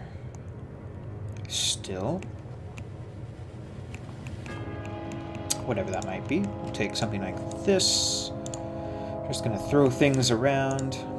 We're getting there. I think we're like 75%. Maybe 80% done with the design. Going back and optimizing things and all that's a whole nother like stage, but as far as the initial look and feel work goes, I think we're approaching the finish line. We still need to do some detailing. At some point we need to step back and have a look at what we've done and whether we like it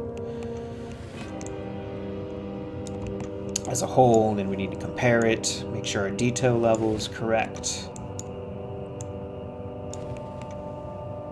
Some stuff still to do, but I think we're largely in the final stretch now.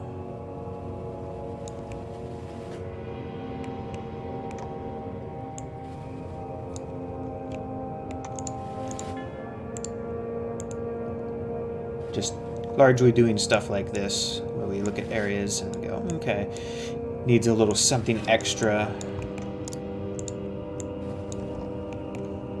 just to break up a shape. Like we need to work on the center area a bit. Definitely needs a little bit of work. But I think like this section here is pretty good, pretty well done. Let me get rid of these smoothing groups on the large. We got some work to do on our big wings still.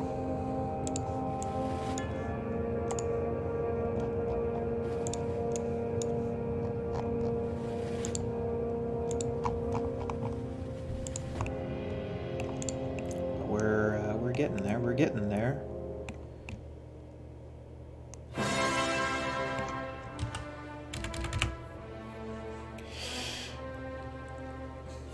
You concur on storms? If I could live in a perpetual thunderstorm, I would. I grew up, well, I spent my early childhood until I was about 10 in a region of Washington over near Seattle along the Snohomish River Valley. And we used to get like month-long thunderstorms there. Very lush. Like compared to where I am in Oregon and Portland area now, whenever I go over there in the springtime, in the late spring, it's so lush. The foliage along the roads is so thick and green, and the leaves are so big. Probably because it rains so much. But it doesn't like rain year round. It just has like really long, intense rains.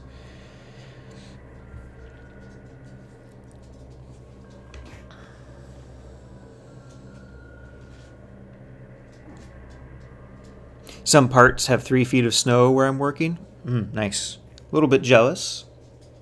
I mean, I'm sure that's not fun to work in. Everything's frozen and cold, and you have to trudge through the snow. But I don't know. I think I'd really enjoy working for a year in that weather. What faction is the ship? It's either and or a Jedi or Republic ship of some kind. It's like a gunship, but it's big. All right, you can come up, but you gotta sit still.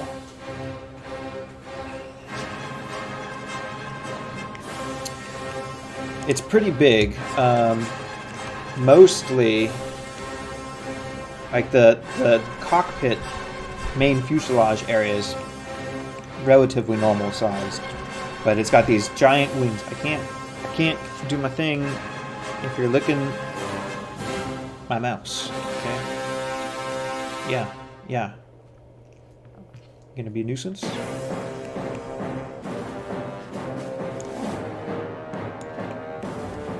So yeah, it's pretty big.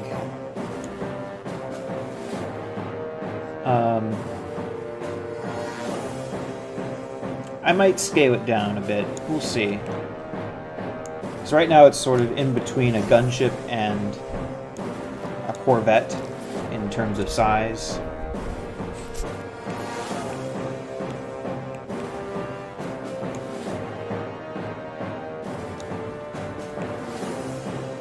But we'll see once I get the primary shapes kind of hashed out and I'm on to like the final detailing, and I'll decide exactly what scale it's going to be at relative to other things. It is this ship here. Give it. Thank you. It's this ship here, which this is the only view. We don't know what it's called. It's just a ship that's kind of in the foreground of the background of an image. There's 2 of them, and that's all we know. Never seen it yet. But I thought it was kind of a neat shape. So I figured, yeah, why not? Not that the Republic / Jedi need any more small warships, as they have plenty, although I've kind of geared them towards, gameplay-wise, geared them towards focusing a lot on the gunships and the smaller craft. Excuse me. Excuse me. Excuse me.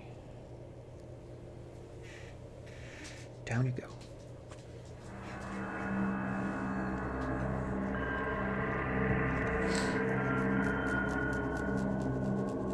Welcome back, Castaphon. Gotta run to the store before the shit closes in 20 minutes. Already.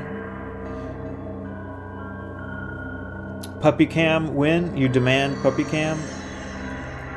Oh, God. Okay. Give me a second here. I will retrieve. Where'd you go? Come here.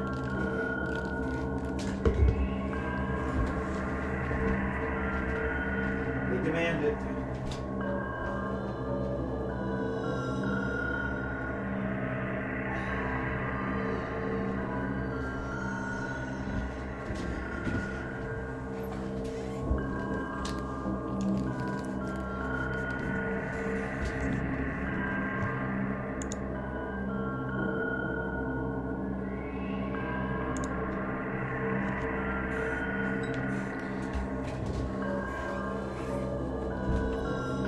Camera's a little high. There is the puppy dog. Say hello.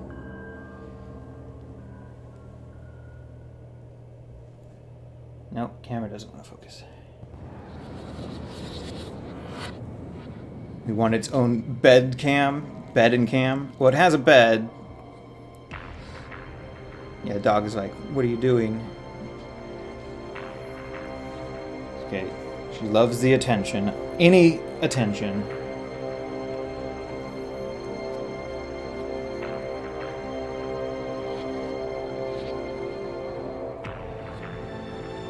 So I'll put her down, and 10 minutes later she'll be back begging.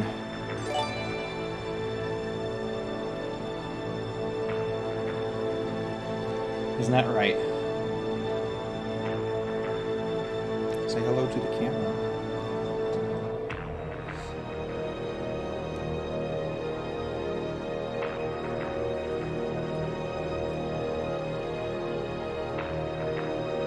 No, this is the girlfriend's puppy. Sort of / mine, I guess. I mean, she bought it. She wants it. She bought it. Wanted it. She bought it. But it, it lives in my room with us, or our room. So it's our puppy. It's not really a puppy. She's 2 years old. She's a purebred Yorkie. Born and bred in Moscow, and then shipped over here, I think a year ago.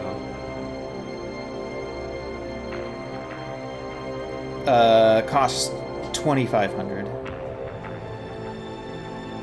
Purebred Yorkshire Terriers are very expensive dogs.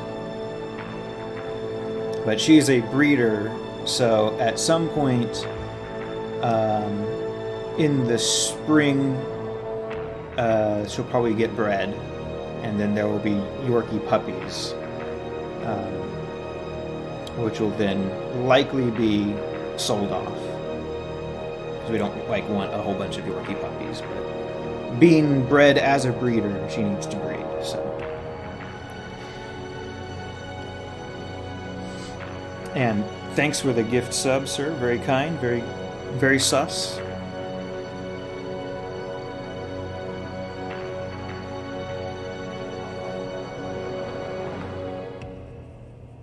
Need to start a whole YouTube channel around these dogs. Yeah, I mean, having like the puppy cam and whatnot would likely be a popular thing. They all have that kind of stuff. And yeah, YouTube for sure as well. But So the girlfriend, she wants to start streaming as well. And so the animal here will most likely be a part of that to some degree. Definitely have the whole like puppy bed cam to go along with her streams. But she's got like like this nice purple felt couch thing, and the puppy will sleep on that, and that'll be in the webcam. So yeah. We're mostly good, well-behaved, aren't we? We're not much of a complainer. No. We're just an attention seeker. We demand constant attention.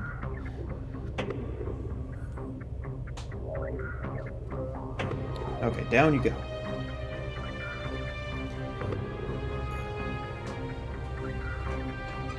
Go sit in the laundry basket.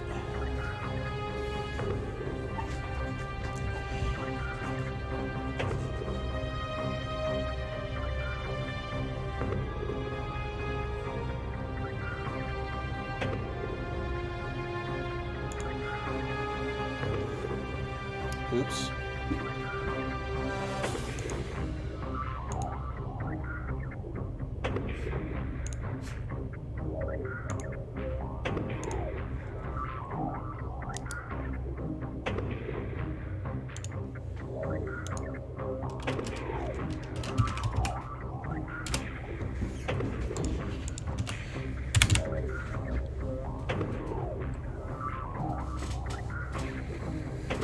You shall name her Impus.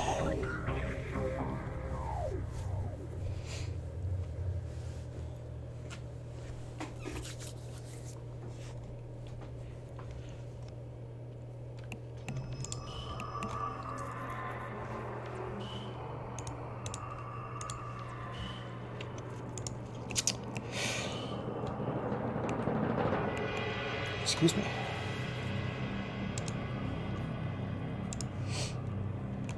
Okay, let's chamfer here and see if we like.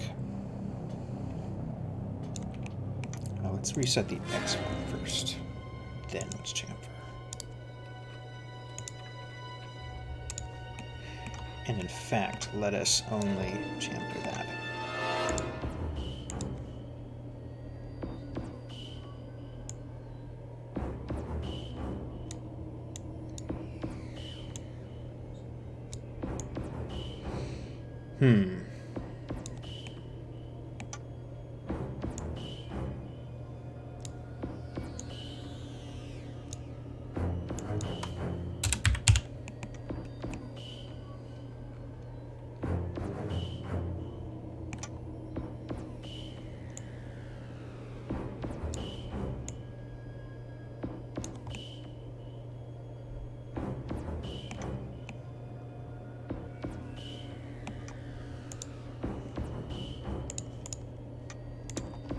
Not the cleanest chamfer, but it's okay. It's easy for us to deal with.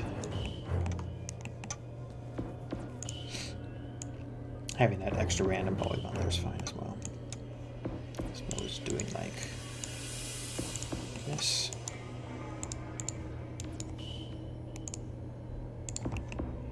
And then welding. Make our curve just a little more curvy. Although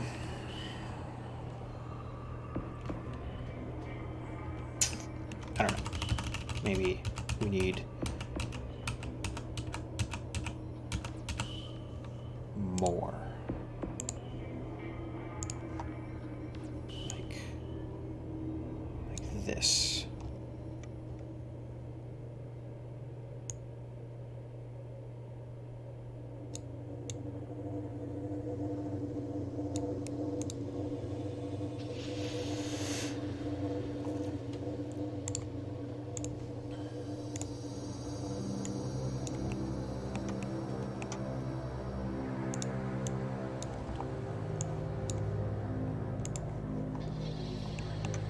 So what's your plan for the rest of the day? Anything fun and exciting for Monday evening?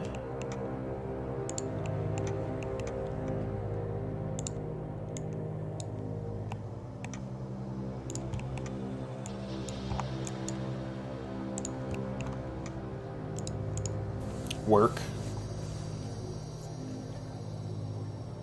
Hey, tell Sterling I need a job.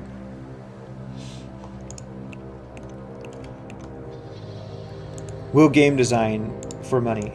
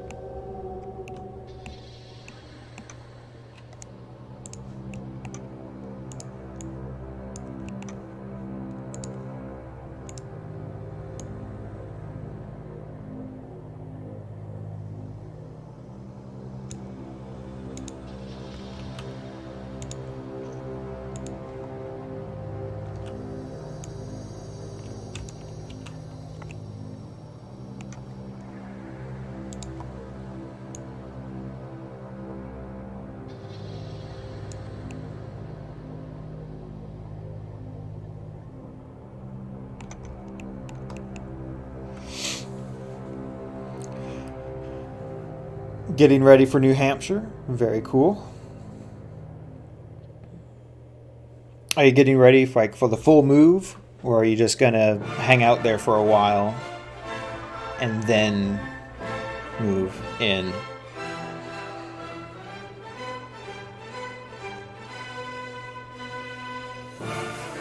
Stuff building up, just not anytime soon.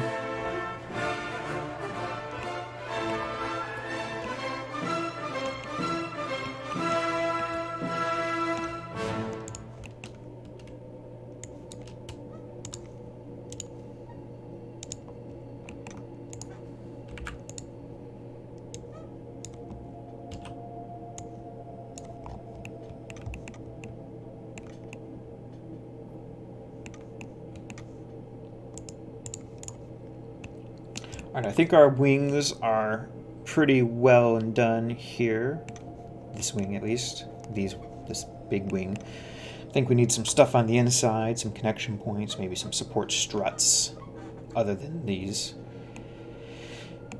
And then, yeah, connection points for things so they don't look weird. And then, like, this central wing needs something. And I think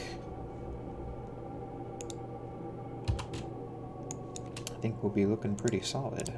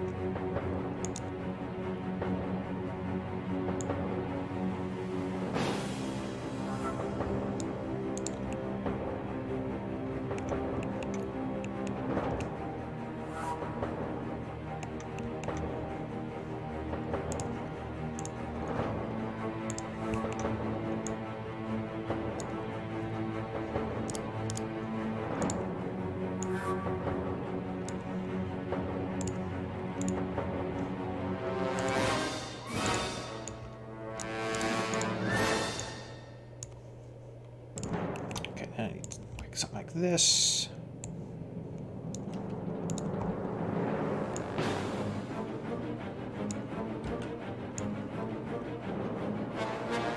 Hang out for a year, see what happens. Okay. Well, hopefully awesome productive shit happens.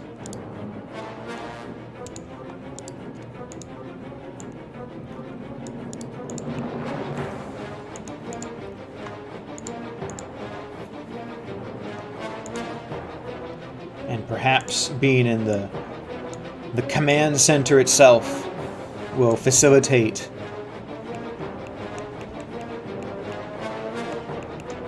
enhanced productivity.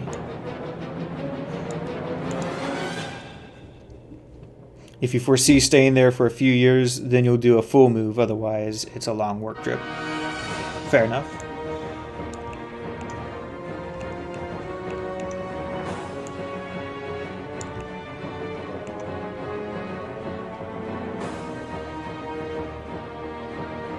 What's the goose going to do on Monday evening? Yeah, that's a good question.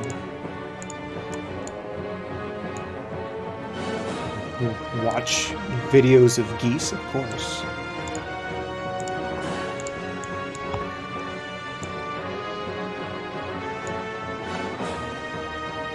You and me both.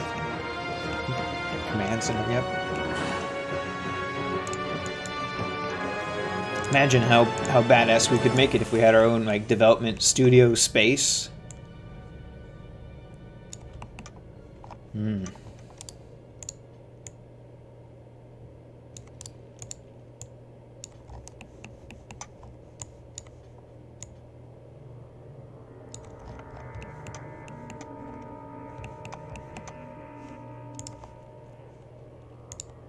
It's a lot easier to be productive as well when you're in a work studio where you have your support staff, your coworkers and your peers there with you, just in another cubicle or at another desk or whatever.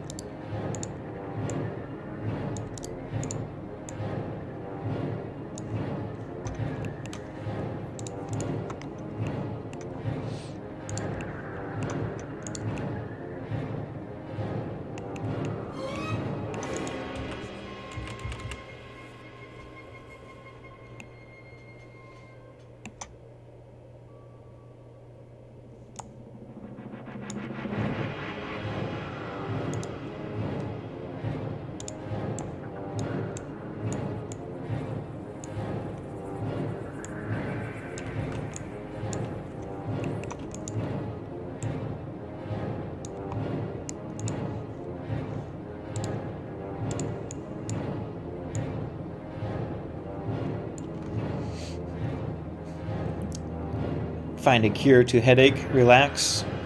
Alcohol and pizza plus anime. No, maybe double no. A cure to a headache. Well, it's usually painkillers for me. They say, oh, just drink water and your headache goes away. Yeah. I don't think I've ever once in my life had a glass of water that made a headache go away. Ever.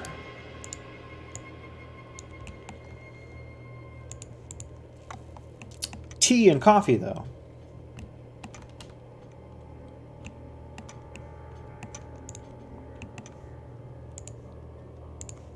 Have a like a good hot shower. That usually works pretty good. Scalding hot shower.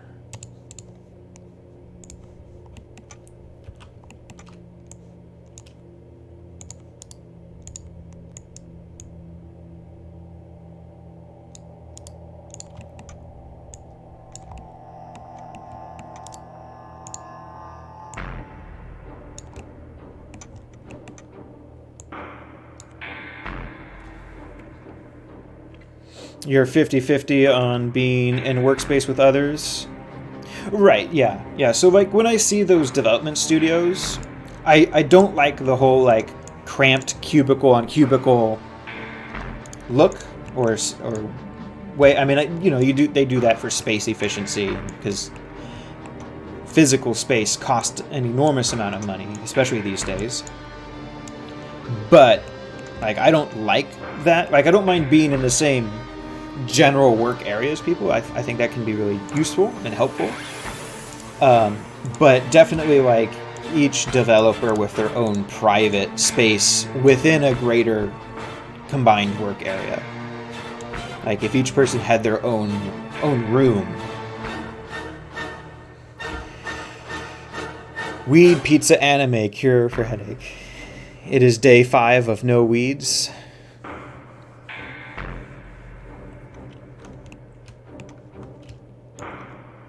I don't know what to tell you.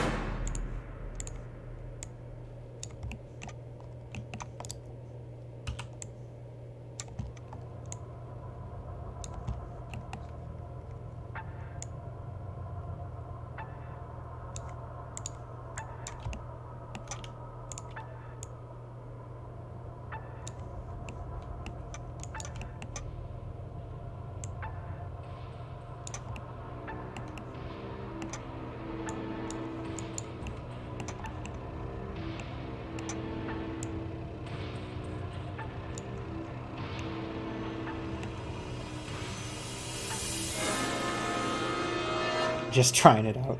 Life without constant drugs. What is it like?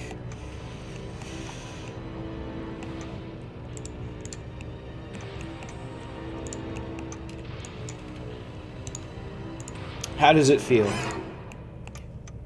Does it feel relieving? Do you feel stressed?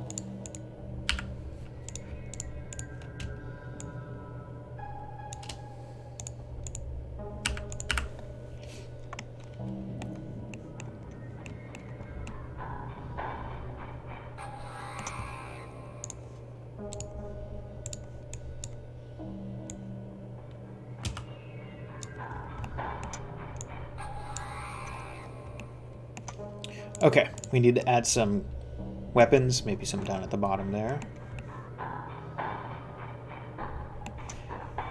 What kind of guns do we want on this thing? What do we have? Got very small, very basic cannons.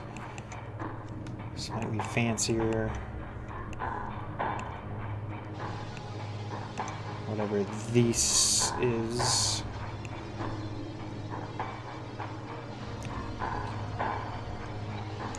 Put the same guns as that has.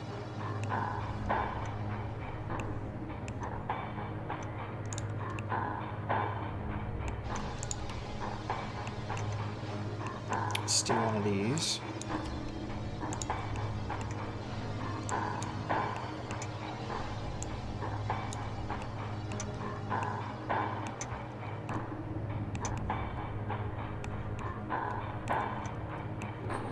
think it needs an antenna on the front as well.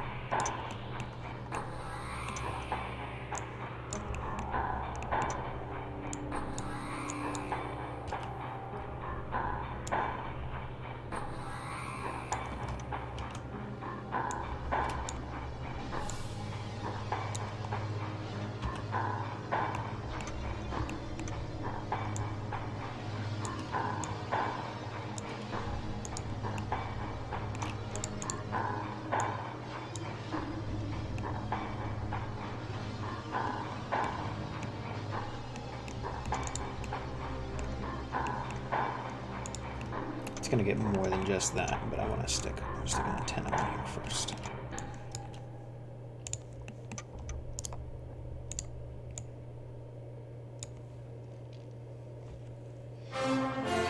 So far, terrible. Pain and misery. Much more stress. Sleep appears to be slightly disrupted.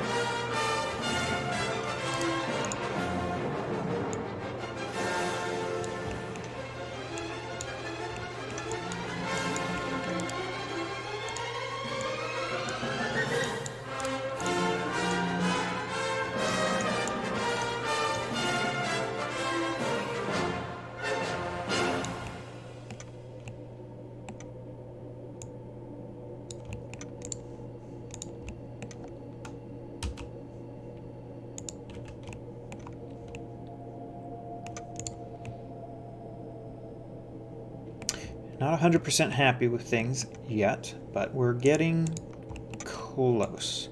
I think we need a few extra layers here and there. Like here, for example. Just a few extra layers.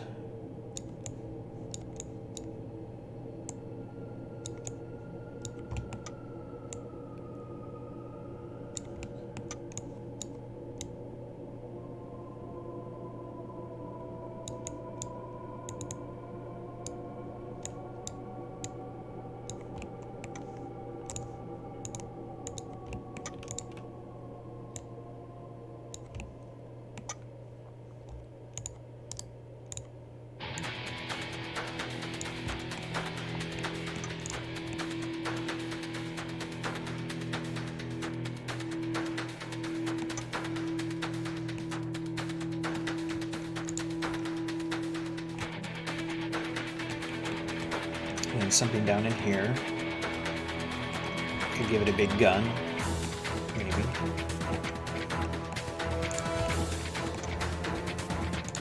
Like something similar to this.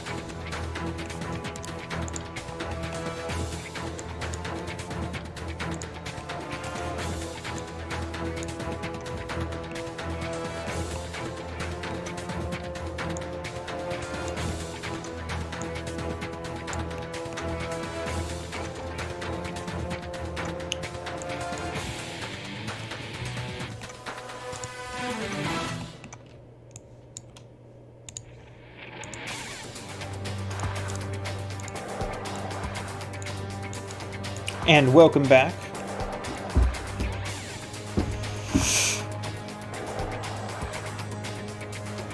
You're not the number one hero? Neither is anyone. Yeah, it's true.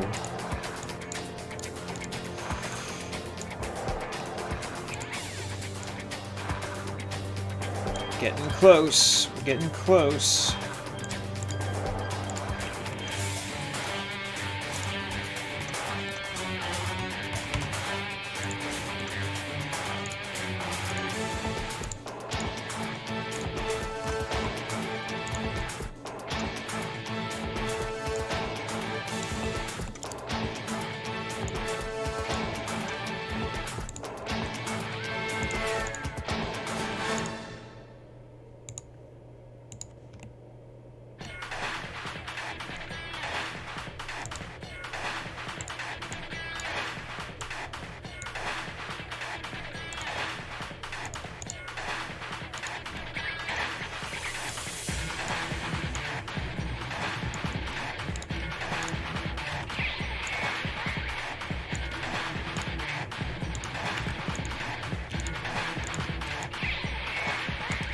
Are you feeling better now that you've had a nap?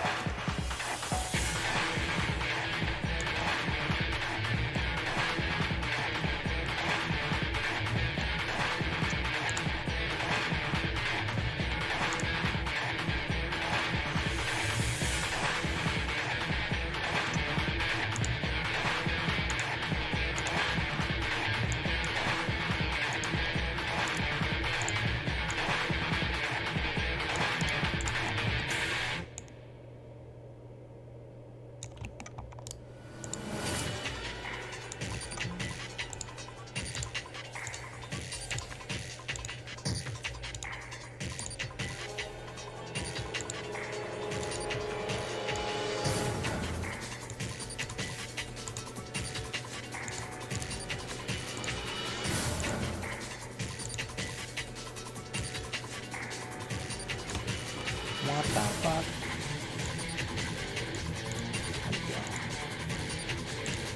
It's almost like I know what I'm doing.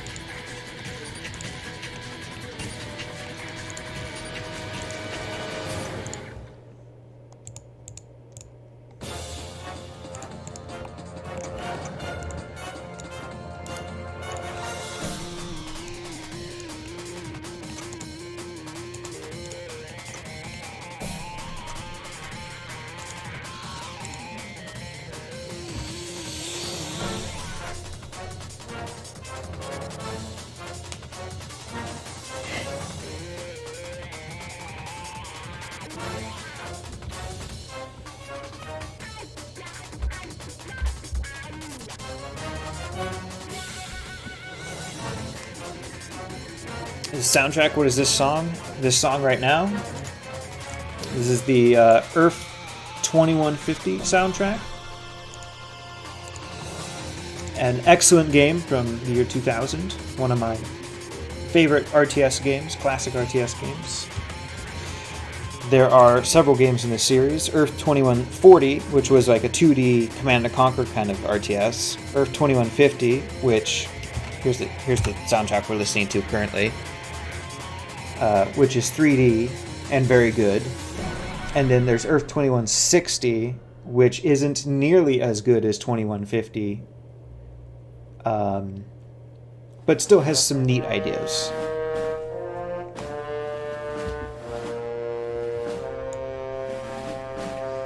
I think 2150 was the best game of the series.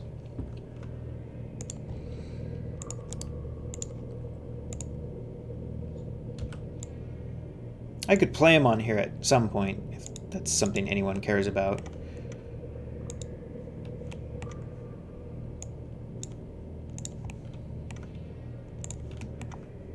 They feature very neat vehicle design, or design your own vehicle mechanics. I mean, they're not like super advanced, so it allows you to pick a chassis and then pick the weapon that goes on the chassis and then some peripheral equipment that you can't really see, like shield generators or sensors, although some of those have like radar dishes and things that do show up. And some weapons are so big that they can have weapons put on top of them as well for that added overkill. But there's a lot of chassis to choose from and quite a few weapons, and they're almost all neat and work well. I think there's very few weapons and chassis that you ignore throughout the game. Very few. There's 3 factions as well, and each faction is completely unique design-wise and equipment-wise from the others, which is cool as well. So there's a lot of variety when combined with the design your own stuff element. And they did a pretty good job balancing things, more or less. mean, there's definitely some equipment that's more useful overall than others, but generally there's things that counter other things, so you want to have a variety of stuff in your army so you aren't countered by something. Like if you went like really heavy into hull damaging weapons and now your enemy shows up with shields equipped to everything, then you're boned. Unless you're playing as the future space United States, and they have plasma cannons, which are just OP because they're good at everything. They kill it all, and they kill it all quick. But they are future United States, and they use robots. So, and the plasma cannons are really fun to use because they have really great early 2000s lighting effects. So you have all these like really foggy maps, and then here come the robot army with their green plasma cannons that leave these like, or they light up like green around as they go through the mist, the fog. It's really neat. There's also boats and airplanes and aircraft. You can also design your own buildings in the sense that every building has hard points, and you can choose like what kind of things go in those hard points if you want anything at all, which is neat.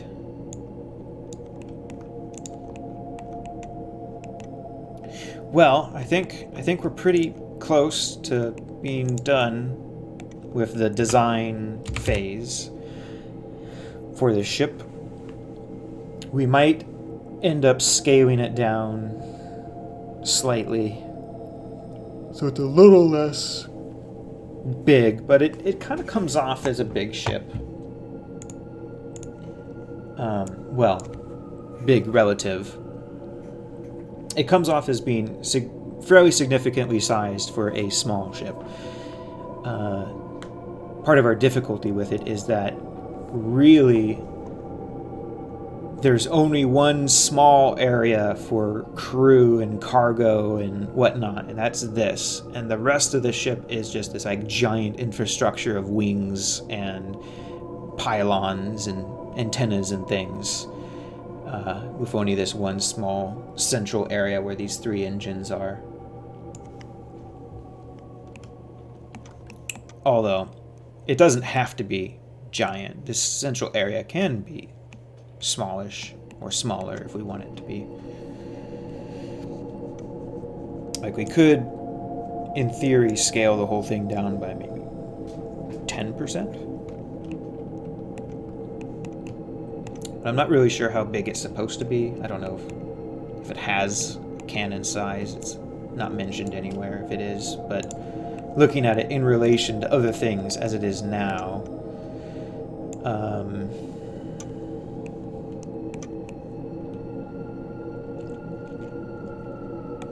so like this is a door for people, individual people to come in and out of. I don't know, maybe 2 people can come in through this door. It's not a big door, it's like a normal door.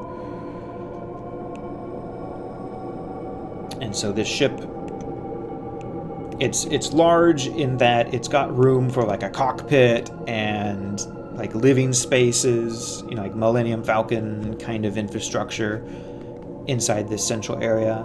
It doesn't have to be that big. We could scale it way down and just make it like a cockpit and a couple little rooms. But I'm not really sure yet what to do with it size-wise. Like compared to the larger gunships, it's not really that much bigger. It just has these big wings.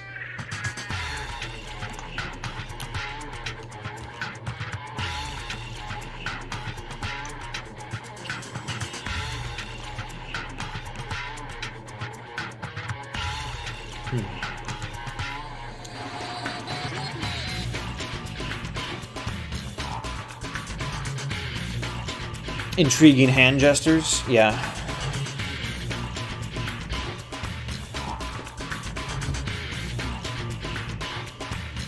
Apparently they've invented a new language, or a new language has been canonized,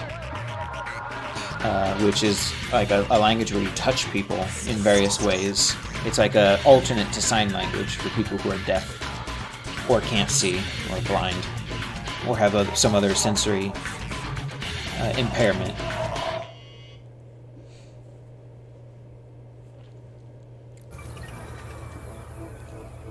Unforeseen movements of the Earth's tectonic plates are He having wants a to show disastrous him effect what on the book planet's is through the internet link. Tons of volcanic ash thrown into the atmosphere have blocked out the sun. Earth's orbit has changed.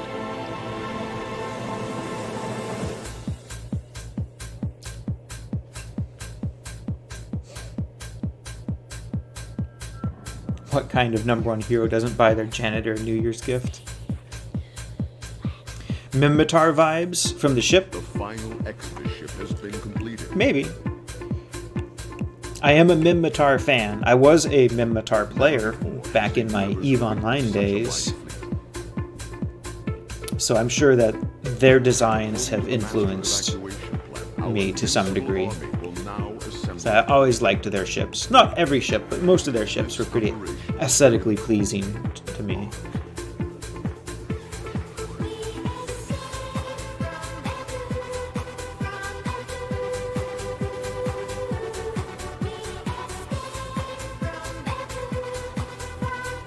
You like astrology? Better be careful with that. I hear you can see into the future and stuff.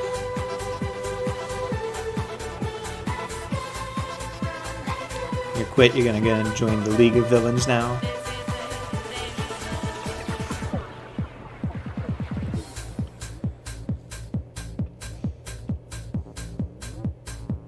You don't trust liars. Well,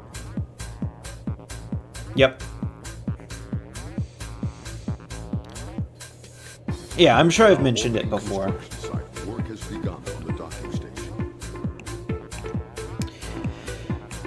Okay. Is there anything else I want to do before I call it good First evacuation. for now on this ship? I want to hold off on any final detailing until I decide its scale relative to the other ships.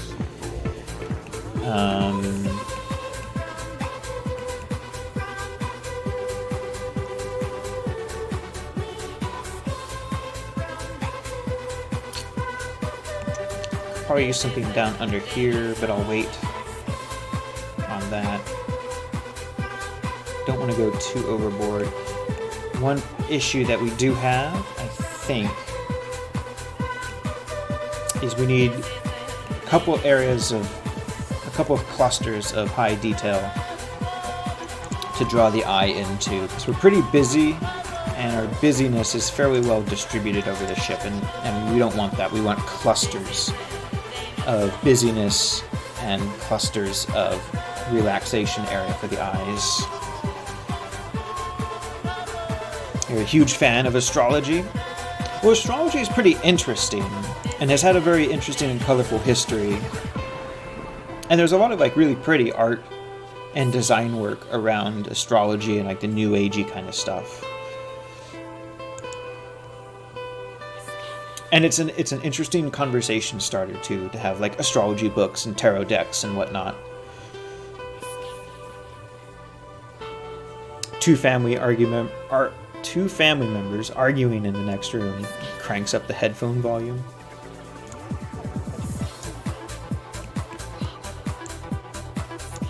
Yeah. An unfortunate reality of living with other people, I guess.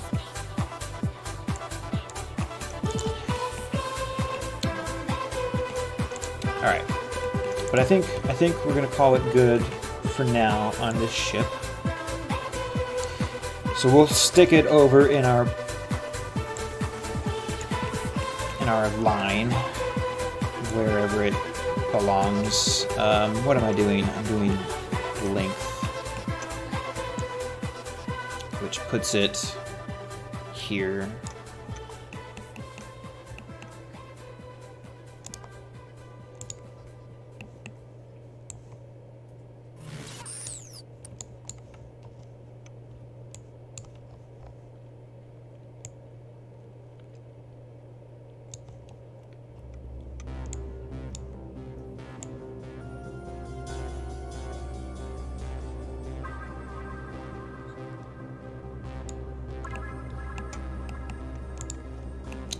Nice.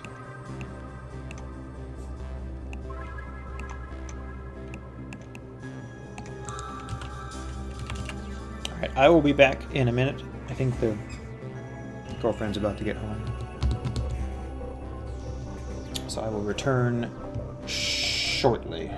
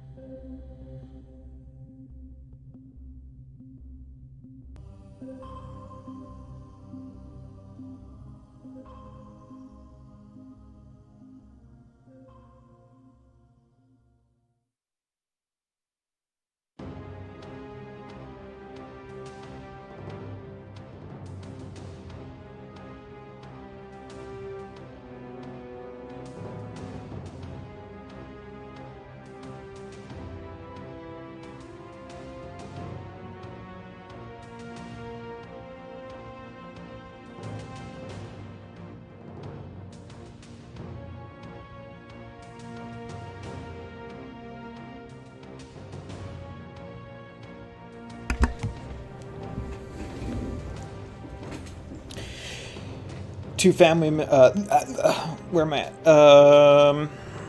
you know anything about astrology and its history? I don't really know a lot other than like what it is, and that it's, you know, it was like proto-astronomy kind of. It was like a mixture of astronomy with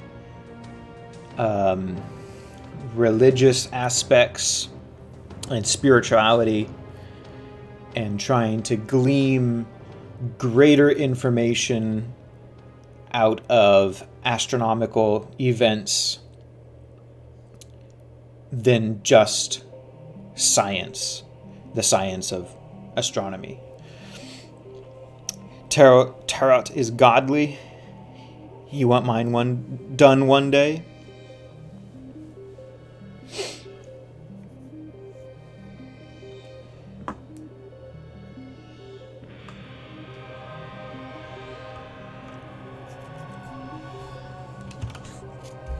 Well, the girlfriend's into tarot readings and things, so I don't know if she might do that when she starts streaming. I don't know. It's a possibility. I need to turn off my thing because I'm an idiot. Boop.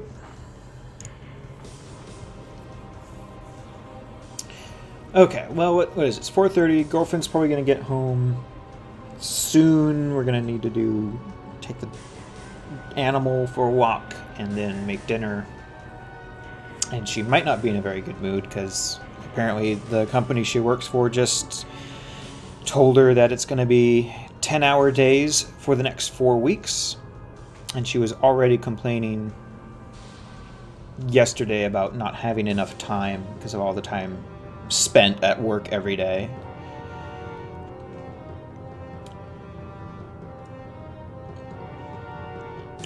But we're at a pretty good stopping place for today. We started and pretty much finished the ship. I think we did pretty good.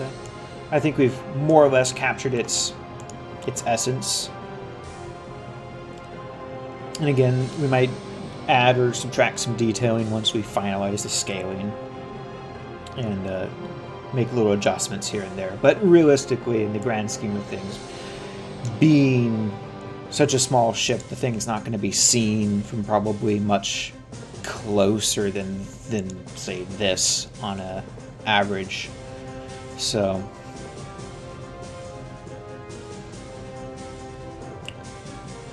we don't really need to go too overboard with the details, but we will want it to have the same relative level of detailing. So if we keep it, say, this size, then we might add a little bit more. We might densify some of the clusters of detailing and bring it up to the same level as like this ship. We might add some pipes and things, and like the ship has. Those are great for detailing and interest. So we'll see what we end up doing with it for now. But I'd say we're like 95% done on that ship, which is kind of like where we are in everything else. But yeah, we did good work today. So we're going to probably look into wrapping it up for the day. Quick little stream, only 3 hours. I've been trying to go to sleep earlier, so I can get up earlier and then stream earlier and have more time. Because it's a little awkward to like wake up at 12 and then only have 3 or 4 hours to stream before the girlfriend gets home and we need to do dinner things, and then by the time we're done with like dinner and chores and taking the animal out and all that kind of stuff and hanging out, you know, like actually spending time together and whatnot, then it's later in the day and it's getting close to being quiet time because she has to wake up early in the morning to go to work. And that's also like a big segment of time that I'd have to pause the stream or stop it and then restart it for like an hour later, or maybe an hour or two later in the evening, which is just too awkward. So I'm going to try to be waking up earlier in the day, which means I have to hit the drugs, like the melatonin and the magnesium, sometime in the evening, so I can actually be sleepy enough to go to sleep earlier instead of like 3 or 4 a.m. But that way I can do longer streams before I have to kind of wrap things up where it gets awkward. Part of the issue is I don't have my own space, so I'm in our shared bedroom. So of course when she gets home she wants to like take a shower and get all relaxed, and here I am streaming to the internet. So, but yeah, I'm going to try to stream or get up a little earlier and move things forward. So instead of starting at 1, I might try starting at 12 and then maybe 11. Going to about the same time at night, 4 or 5, or around, like 4:30 p.m. and getting a longer stream in that way. And we can work on bigger projects. That's the idea.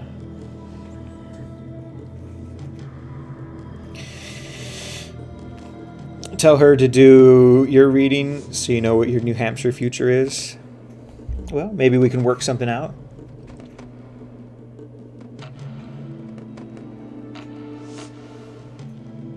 I'll see if she's still like interested in doing that kind of stuff.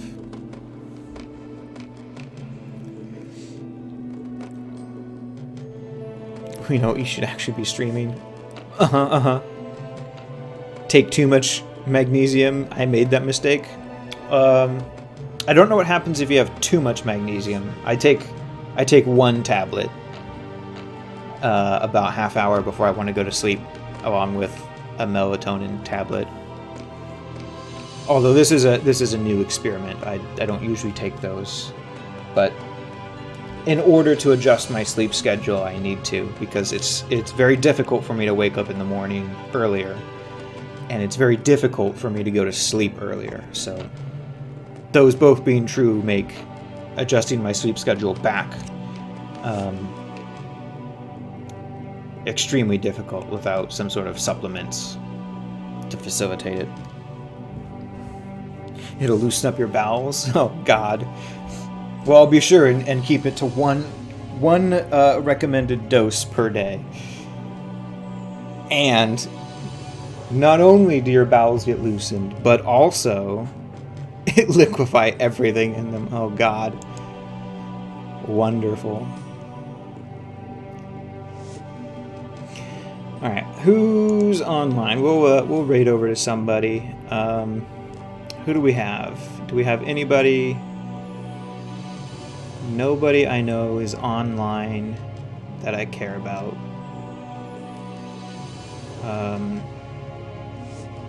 I don't think. Hypercipher, no. Is there anybody? Okay, so we'll just browse the random people. Let's see. Is there anybody doing any 3D modeling? Can I Twitch, please? Let's peruse the 3D modelers. Thank you, Twitch. Amarath is not a 3D modeler. Twitch desperately wants Amarath, like, everywhere. Whenever I search for anything, it's always like, oh, but Amarath? Like, no. No.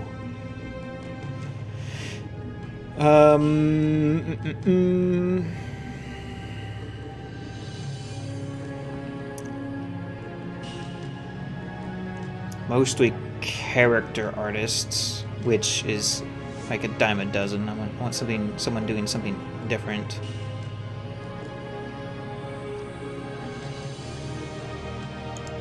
What's this person making? They are French.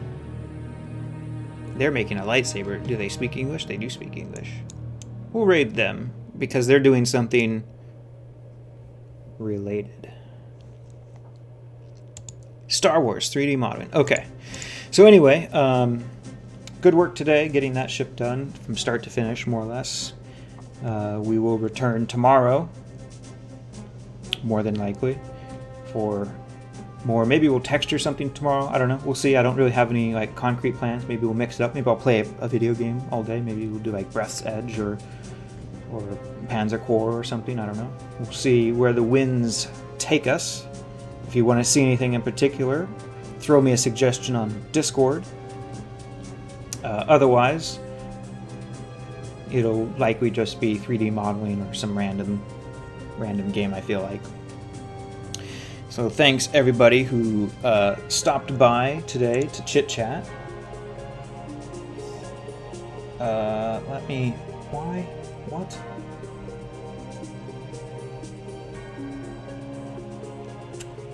Okay. Oh, it's an instance. I see what I messed up. Anyway, yeah, so thanks everybody who stopped by. Thank you for the follows and the sub, Christopher Jones. I always appreciate it. And hopefully we'll see you again tomorrow. So we'll raid on over to this guy and say hello for me.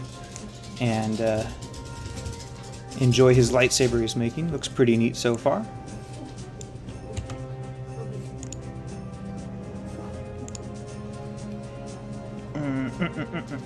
Raid channel. Pick the thing here. Pick it there. Prepare ourselves.